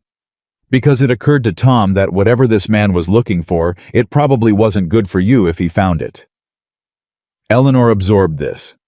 Tom Briggs, who had been the source of half the gossip about Samuel coming to town, who had tried to get 4 words out of Samuel on his first day, and gotten exactly that Tom Briggs had covered for her. People Eleanor thought were occasionally surprising. Thank you, Caroline, she said, and thank Tom. Eleanor. Caroline's voice had changed again. The urgency shifted into something that might have been genuine. Be careful. I don't know what you've gotten into, but this Blackwood Tom says the man at the saloon had the look of someone who does things for money that you don't want done. That kind of look. I understand, Eleanor said. Do you? Caroline said. Eleanor looked at her. I have been managing difficult situations for 36 years, she said. I am not without resources, Caroline. Caroline looked at her for a moment. Then she said, No, I suppose you're not. A pause. You've changed. Have I? You're... Caroline searched for the word. Lit up, she said finally. You look lit up, like something got turned back on. Eleanor didn't say anything. "He's a good man," Caroline said, not conceding, recognizing. "Yes," Eleanor said. "He is." Caroline put on her hat. "Don't let Blackwood take that from you," she said, and left. Eleanor stood alone for a moment, lit up. She hadn't had a word for what Samuel had done to her, to the parts of her she'd kept dark for 5 years, running on the minimum amount of herself required to keep everything going. She hadn't been able to name it. Lit up. That would do. She sent a message to Samuel that afternoon. 3 sentences. "Blackwood has a new man in town, asking about my legal standing. Tom Briggs covered for me. Be careful on the road down." His response came back by evening. 1 sentence. "I'll be careful. You do the same." The response from Rock Springs arrived the following morning. Eleanor read it standing at the telegraph office window because she couldn't make herself wait until she got back to the healing room. Frank Alderman was alive. He was 62 years old, working at a livery in Rock Springs, had lived there for 3 years. He had received Eleanor's letter, and he remembered the Carter signing clearly, he said, because he had been a notary in his previous life, and he was particular about the signings he participated in, and he kept his own records. He had his own records, his own copy of the notation of the survey signing, a third independent document in the hands of a man with notarial background stored in Rock Springs, untouched by any break-in, unaffected by anything Blackwood had or hadn't done to the county files. Eleanor read the letter twice. Then she sat down on the bench outside the telegraph office, which was not a dignified thing to do, and breathed for a moment. They had him. Not just defended, not just intact. They had him. 3 copies of the boundary coordinates, a living notary witness, with his own records, a certified response from the territorial office, predating the break-in, and a federal matter filed with the marshal's office in Cheyenne. Blackwood had walked into this thinking he was dealing with an isolated mountain rancher who didn't know his legal rights and a woman who could be intimidated out of the way. He had miscalculated both of them. She wrote to Frank Alderman that same hour, requesting a signed sworn statement of what he remembered and a certified copy of his own records to be sent directly to Daniel Holt in Willow Creek. She sent a separate message to Daniel. Then she went to find Samuel. He was at the grain merchant's on the east end of town loading his wagon, and he saw her face before she said a word, and he set down what he was holding. "What happened?" he said. "Frank Alderman is in Rock Springs," she said. "He has his own records of the signing. He kept them. He's a former notary." Samuel stared at her. "His own records," he said. "A third copy," she said. "Independent, predating everything, in the hands of a witness with notarial credibility." Samuel was completely still for a moment. Then he said very quietly, "It's over." "It's over," she said. He looked at her. Neither of them moved. Then Samuel Carter, the biggest man in Willow Creek, who had spent 7 years being self-sufficient and controlled and never leaning on anything. He hadn't built himself, stepped forward and put his arms around Eleanor Whitmore right there in the street beside the grain merchant's wagon. It was not a romantic gesture. It was the gesture of a man who had been fighting alone for too long and had just found out he didn't have to anymore. Eleanor stood in the circle of his arms and felt the size of him around her, that large, weathered, absolutely real solidity. And she thought about 5 years of carrying everything alone, and she held on. She held on. It lasted only a moment. He stepped back. His hands were on her shoulders briefly, then gone. "Thank you," he said. His voice was rough. "You're welcome," she said. They looked at each other in the street with Willow Creek moving around them the way it always did, and Eleanor felt something settle in her that had been unsettled for 5 years. Something that had been braced against the wind hour after hour finally stopped bracing. Of course, nothing was fully resolved yet. Richard Blackwood did not simply receive the news and accept it. He wasn't that kind of man. The following Monday, Graves appeared at Daniel's office with a counterfiling, a request for emergency injunction against the Carter property based on the alleged survey dispute submitted before the federal marshal's response could arrive. It was a delaying tactic, transparent, as Glass designed to tie up the property and proceedings long enough for Blackwood to find another angle. Daniel sent word to Eleanor. She read the filing at Daniel's desk with Samuel beside her, and Graves across the table, wearing the expression of a man who had been told to do this and didn't particularly enjoy it. An emergency injunction, Eleanor said. Based on the disputed survey record, Graves said. The survey record that exists in 3 independent copies, Eleanor said, one of which is held by a former notary who was present at the original signing. Graves' expression shifted. We were not aware. No, Eleanor said. You weren't. She looked at him steadily. Mr. Graves, I am going to say something to you directly, and I need you to hear it clearly. He waited. Your client broke into a government records office, she said. That is a federal offense. The marshal's office in Cheyenne was notified before this injunction was filed, which means this filing is now part of the same investigation. She set the injunction papers on the desk. If you continue to pursue this on Blackwood's behalf, you will be continuing to pursue it as a participant in an active federal inquiry. She paused. I don't know what your client is paying you, Mr. Graves, but I would encourage you to consider whether it's enough. The room was very quiet. Graves looked at the papers on the desk. He looked at Daniel, who had the expression of a man who found this particular scene quite interesting. He looked at Samuel, who was looking at him with the particular calm of someone who no longer felt any urgency because they were no longer afraid of anything in the room. And he looked at Eleanor. I'll need to consult with my client, he said. Of course, Eleanor said. He left. Daniel waited 2 seconds after the door closed. You just told a lawyer he might be prosecuted, he said.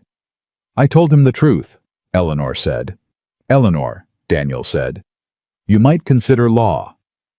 I consider it every time someone tries to take something from someone who can't afford a lawyer, she said simply, and picked up her coat. 2 days later, Graves withdrew the injunction filing. He sent a single written notice to Daniel's office with no explanation and no signature beyond his own name. And Daniel sent word to Eleanor, who read the notice at her kitchen table with both hands flat, and Nora across from her watching. Is it done? Nora said. This part, Eleanor said. What's the next part? Eleanor looked at her daughter. Waiting for the marshal, she said, and living our lives. Nora nodded and went back to her reading, as if that was perfectly sufficient. The federal marshal arrived 11 days later. His name was Cole Whitfield, and he was a compact, economical man who spoke in the specific tone of someone who had heard many stories and reserved judgment on all of them until he had examined the evidence. He came to Daniel's office and spent 3 hours with Daniel and Eleanor and Samuel, going through every document in order. He asked Eleanor questions. Good questions, precise ones. The questions of someone who understood paperwork and patterns and what a falsified record looked like when you knew what to look for. She answered all of them. At the end of 3 hours, Whitfield sat back and looked at Eleanor with an expression she couldn't quite categorize. Mrs. Whitmore, he said, how did you know to request the certified copy before the break-in? Because the pattern in the other filings told me what he was going to try, she said. He needed the county record gone. So I made sure the county record wasn't the only place it existed. You anticipated the break-in, he said.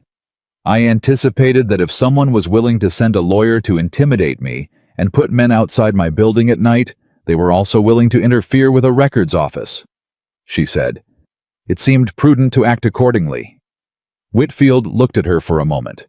Are you aware, he said, that the pattern you identified across those other filings has been something the marshal's office has been attempting to document for 2 years? Eleanor absorbed this. No, she said. We've known Blackwood was operating in this territory, Whitfield said. We've known his method.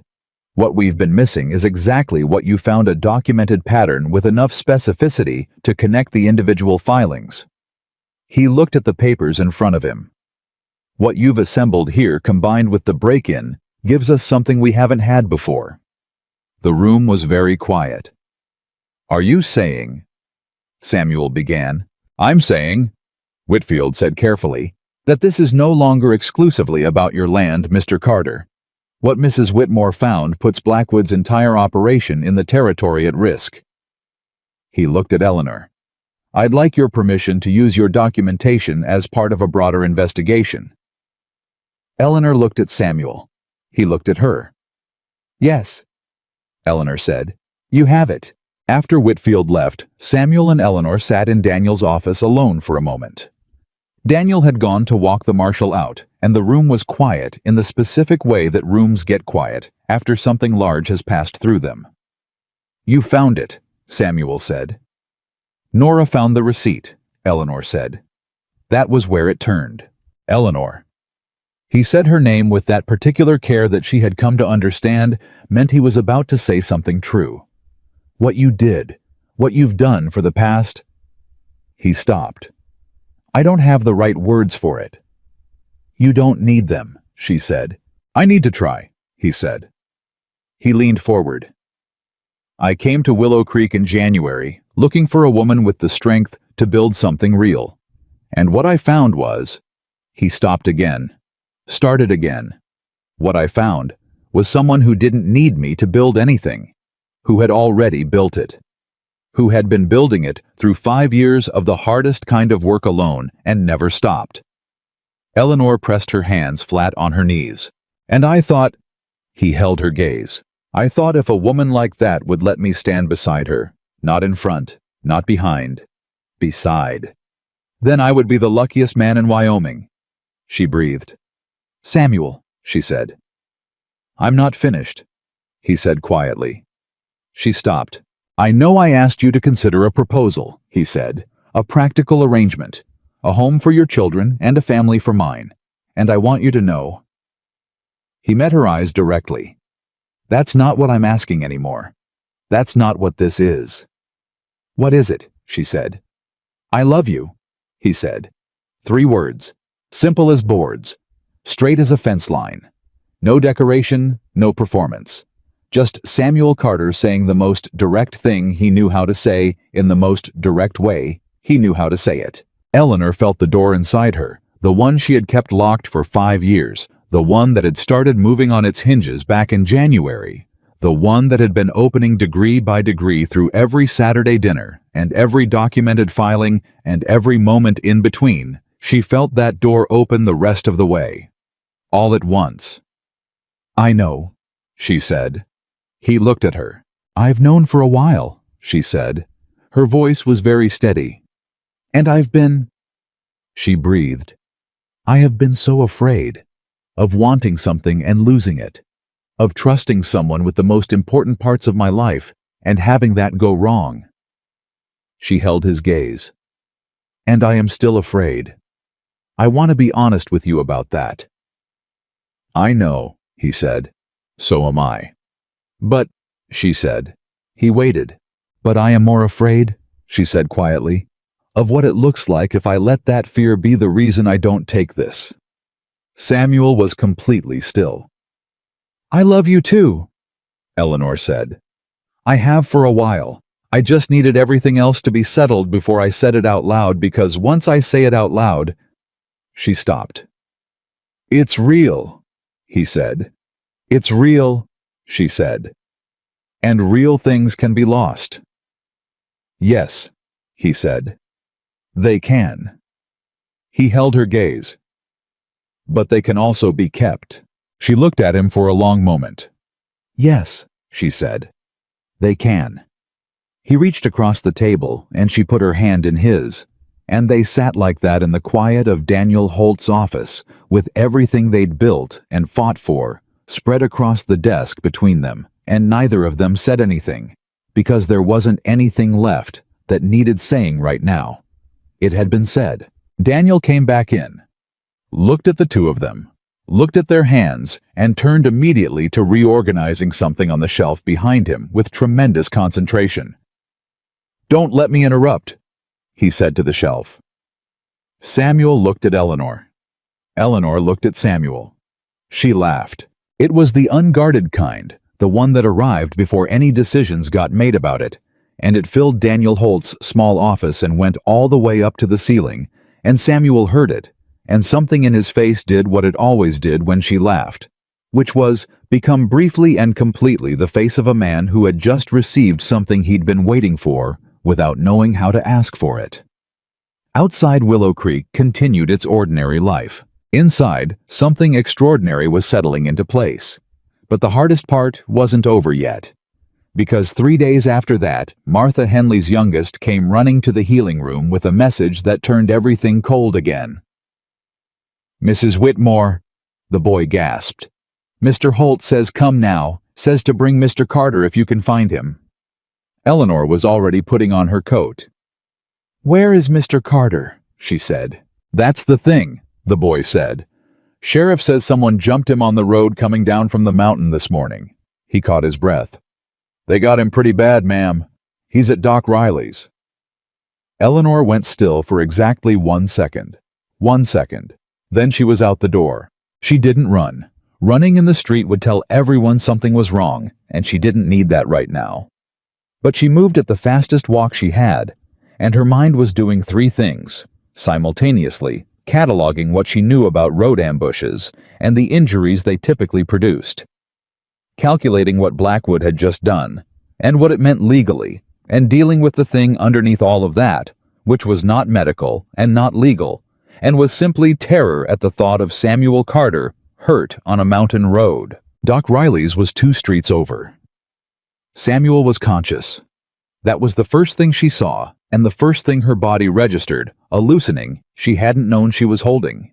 He was sitting upright on the examination table with his coat off and a cut above his eyebrow that had bled considerably, but was no longer bleeding and bruising along his jaw, and the careful, controlled stillness of a man who was in pain and managing it. He looked at her when she came in. "I'm all right," he said immediately. "I'll determine that," she said, moving to look at the cut. "Eleanor, be quiet," she said not unkindly. She examined the cut with steady hands. It needed closing. The bruising on his jaw was deep, but the bone was intact. She could tell from the way he responded to careful pressure.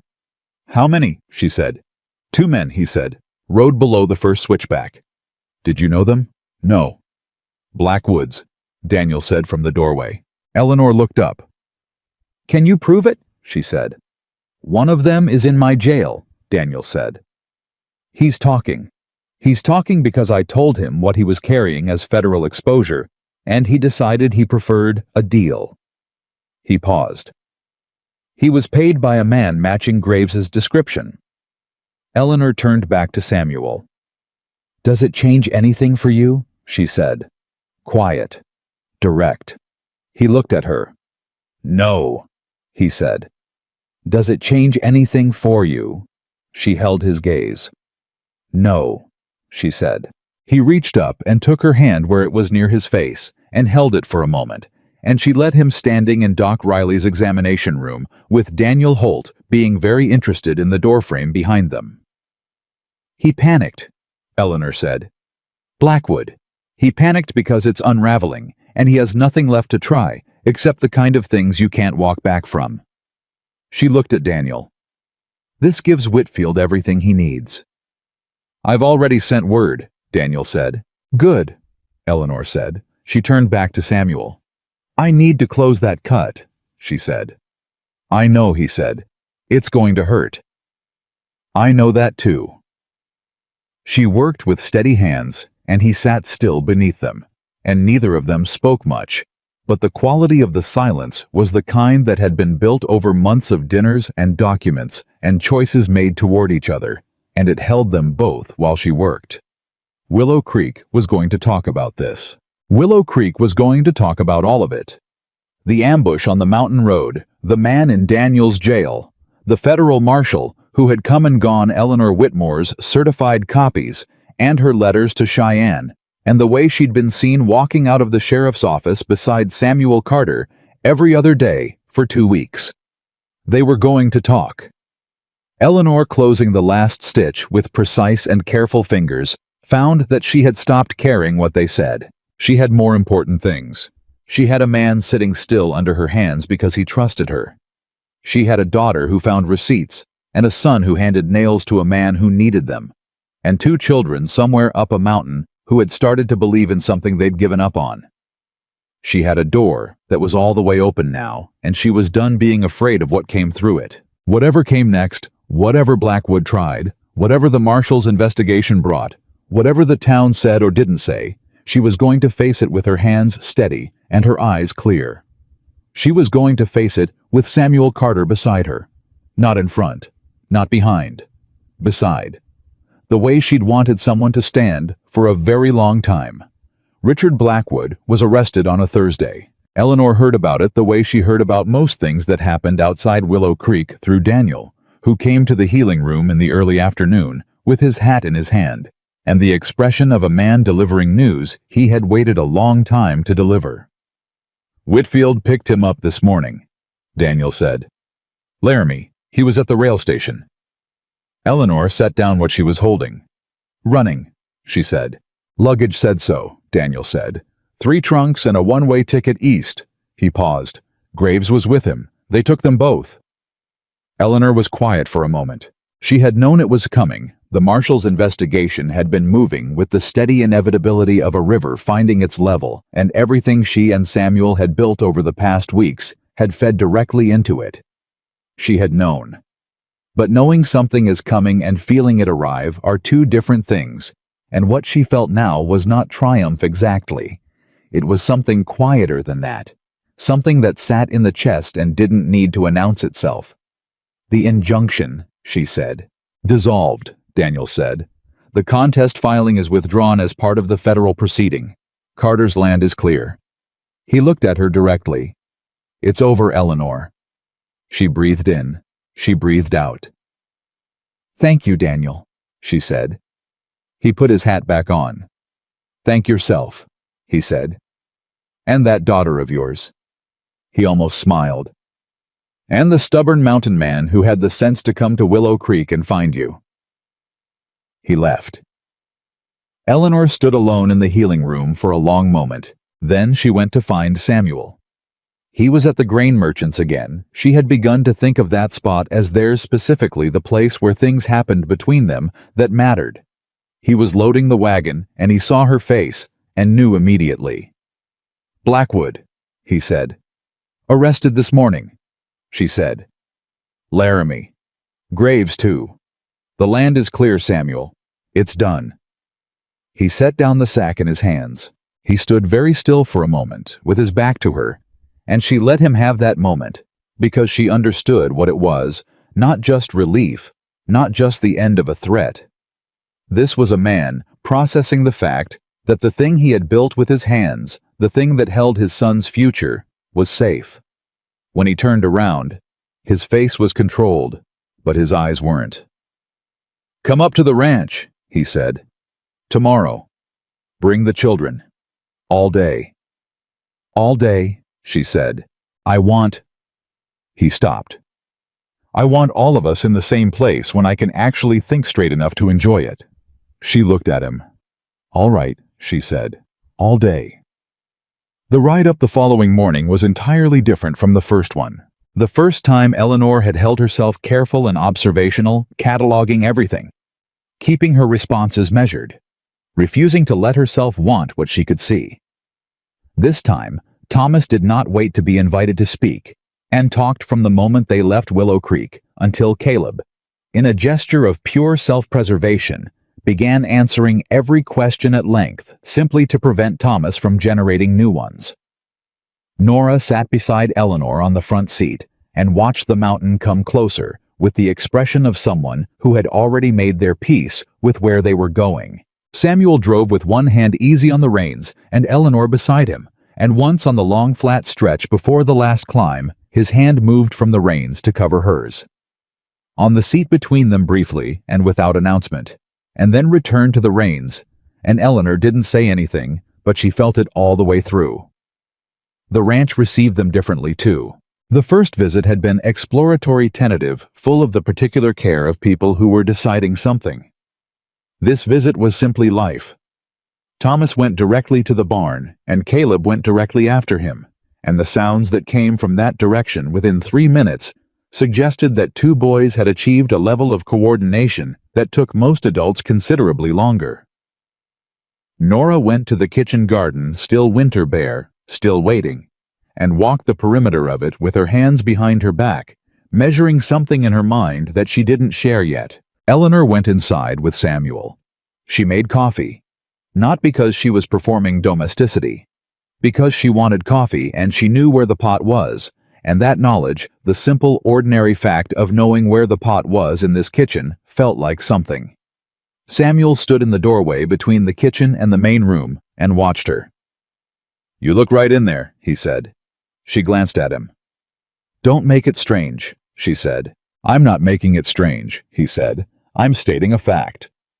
She brought him his cup and they sat at the large kitchen table, and the house was full of the sound of the boys in the barn, and Nora's footsteps on the porch, and the particular alive quality that 4 children produced simply by existing in a space.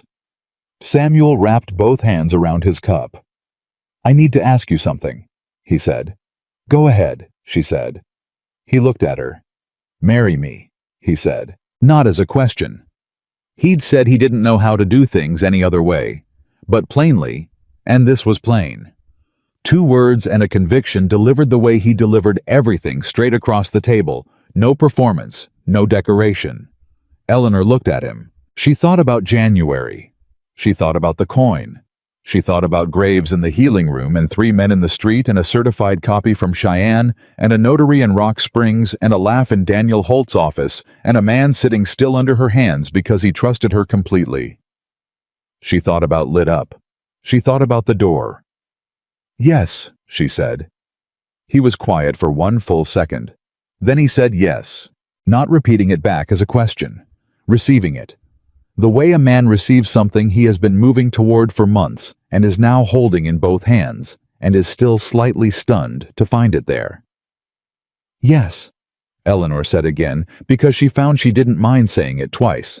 Something happened in his face that she had seen pieces of before, but never the whole thing. It was not a simple expression. It was the face of a man whose grief and patience and stubbornness and love had all arrived at the same place at the same moment, and the result of that arrival was something too large and too honest for any single word. He reached across the table and took her hand. She let him. They sat like that in the kitchen, while the ranch breathed around them, and Eleanor felt the last piece of something that had been suspended for 5 years settle quietly into place. Then Thomas's voice came from the barn at a volume that suggested something had either gone very right or very wrong. "Caleb, Caleb, she likes me. The brown one likes me." And Caleb's voice measured even at distance. "Her name is Bess, and she likes everyone who brings her oats. She likes me specifically." Eleanor and Samuel looked at each other. "That's my son," Samuel said. "That's mine," Eleanor said. They were both smiling. It was not a small thing. The telling of the children was its own event. They gathered everyone at the kitchen table that afternoon, 4 children of varying size and composure, Samuel at one end, Eleanor at the other. The autumn light coming through the window, in that particular way it had at this elevation. And Samuel said what needed saying, in the same plain way. He said everything. "I've asked Mrs. Whitmore to marry me," he said. "She said yes. I want you all to know that this means this house becomes home for everyone at this table. Not a favor, not a temporary arrangement. Home." He looked at each child in turn when he said it. Thomas said immediately, and with his whole heart, "Can I call you Pa?" Samuel looked at him for a moment. Something moved in his face. "If that's what you want," he said. "Yes." Thomas turned to Eleanor with the expression of a child confirming an extraordinary piece of news. He said yes.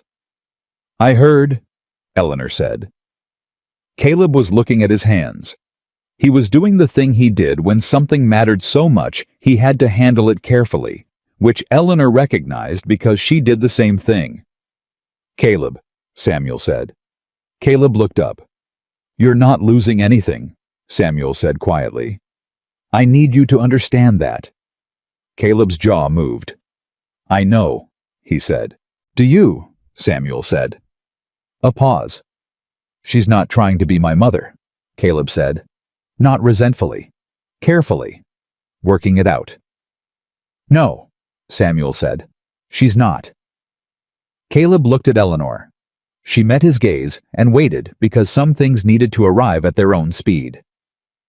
"She's something else," Caleb said finally. "Yes," Eleanor said. "I am." He looked at her for a moment longer. Then, something in his face, that long-braced, careful expression he had worn since the first day she met him, shifted. Not gone, changed. The brace became something else, something that had chosen to trust rather than been unable to avoid it. "Okay," he said. One word. Eleanor received it as if he'd handed her something precious, because he had. Nora had been silent through all of this. Everyone noticed. Thomas noticed and opened his mouth, and Eleanor caught his eye, and he closed it again, which was a small miracle. "Nora," Eleanor said.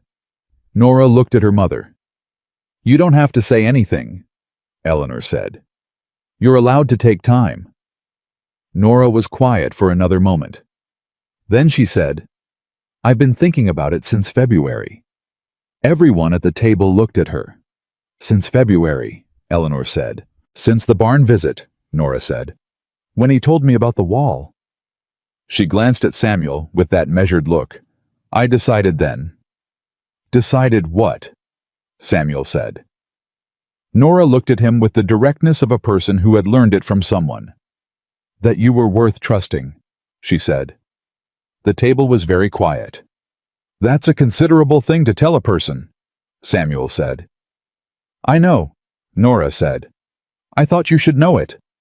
Samuel held her gaze with the seriousness it deserved. "Thank you, Nora," he said. "I won't waste it."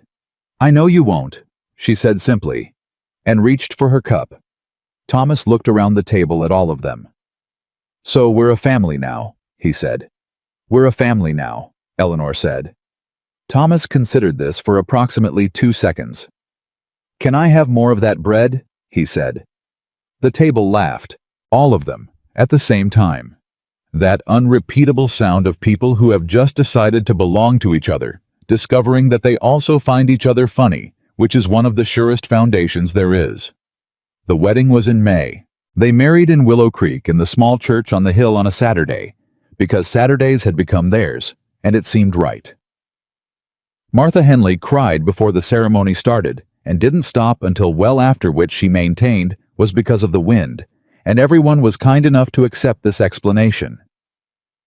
Daniel Holt stood at the back with his arms crossed and the expression of a man who considered himself responsible for none of this, and was very pleased about how it had turned out.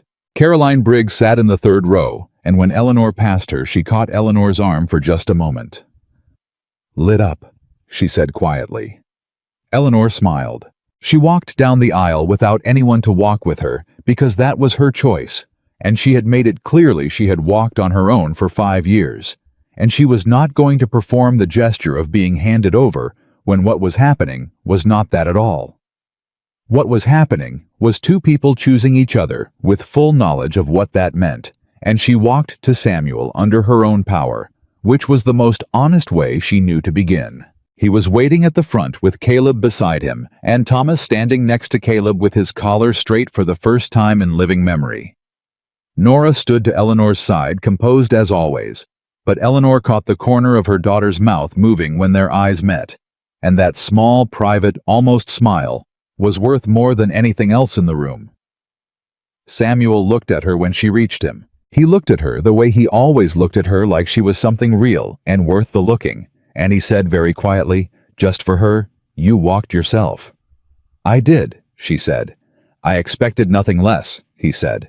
The ceremony was short, and the words were the ordinary words, and what made them extraordinary was the people saying them, this large, weathered, patient, honest man, and this strong, careful, brilliant, finally unafraid woman, in front of a town that had underestimated both of them and was now watching something it hadn't anticipated. When the minister pronounced them married, Thomas produced a sound of such unconstrained enthusiasm that several people startled, and Caleb grabbed his arm with the long-suffering expression of someone who had accepted that this was simply what Thomas was.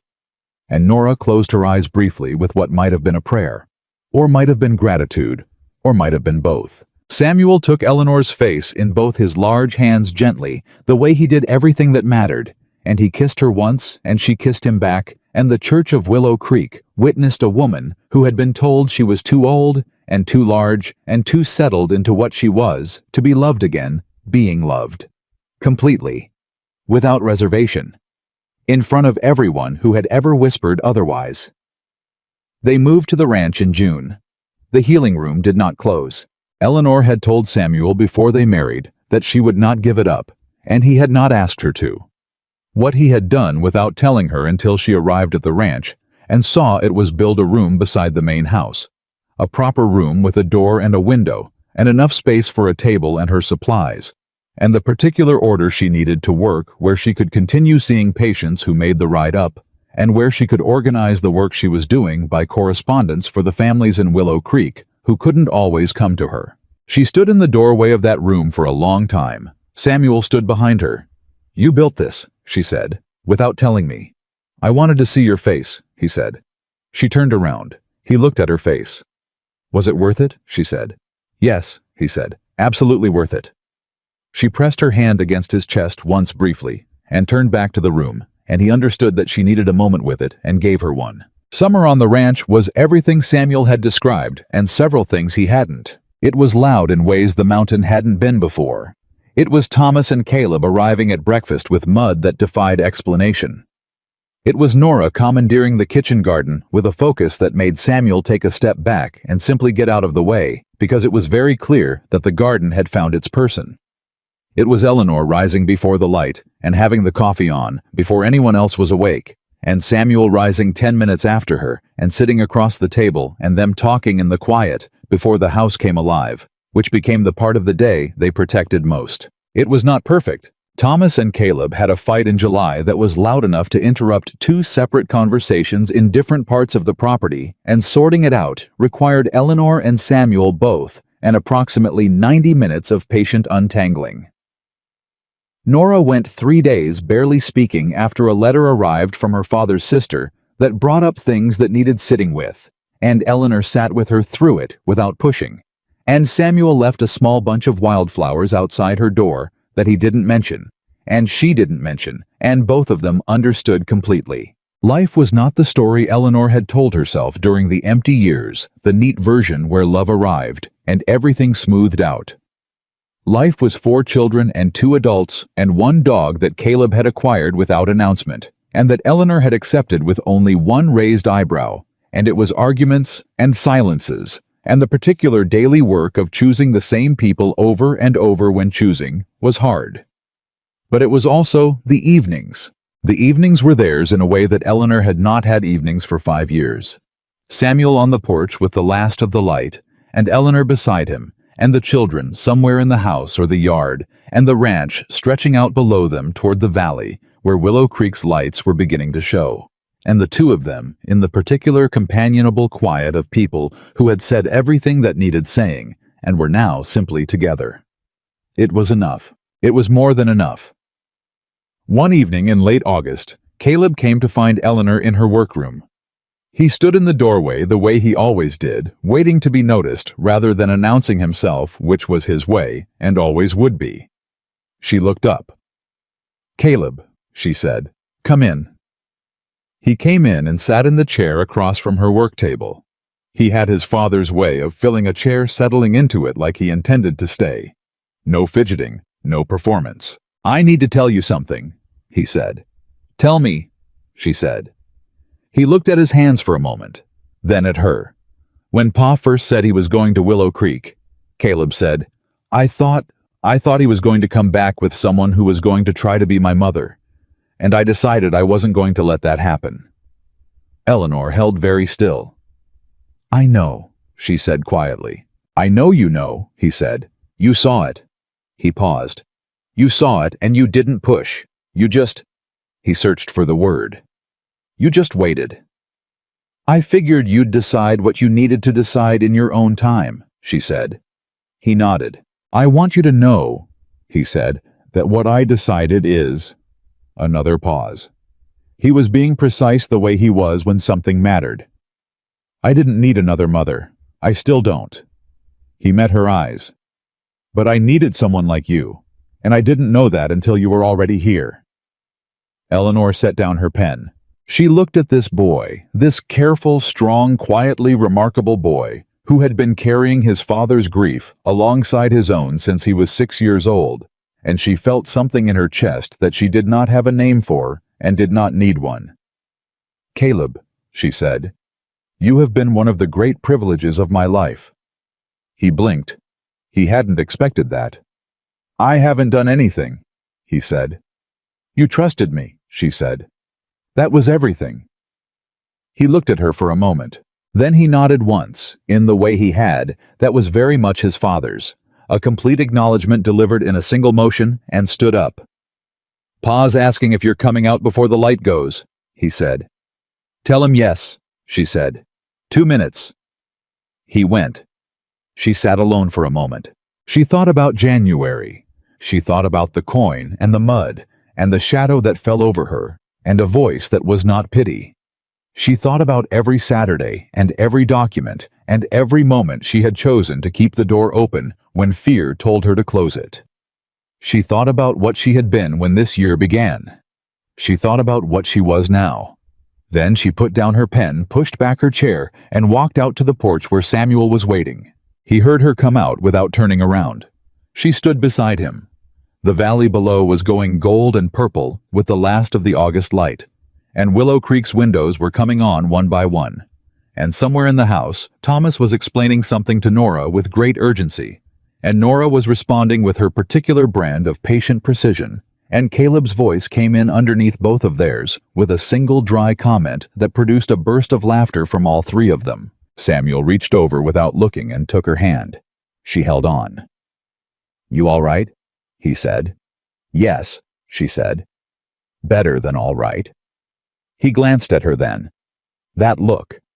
The one that saw her not what the town had decided she was, not what 5 years of surviving alone had made her look like, not what fear had tried to reduce her to. What she actually was.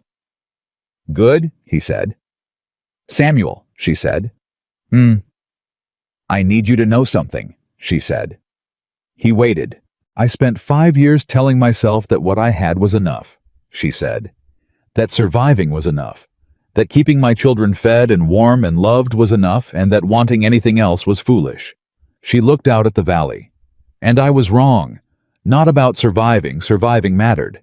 But it was never supposed to be the whole thing." He was very quiet. "This is the whole thing," she said.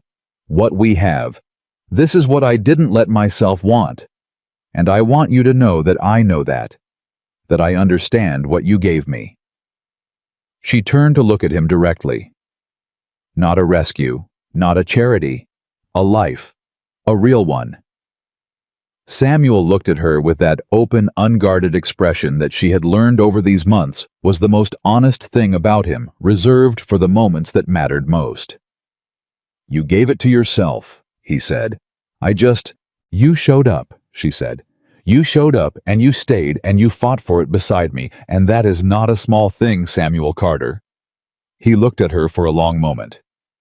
"No," he said. "I reckon it isn't."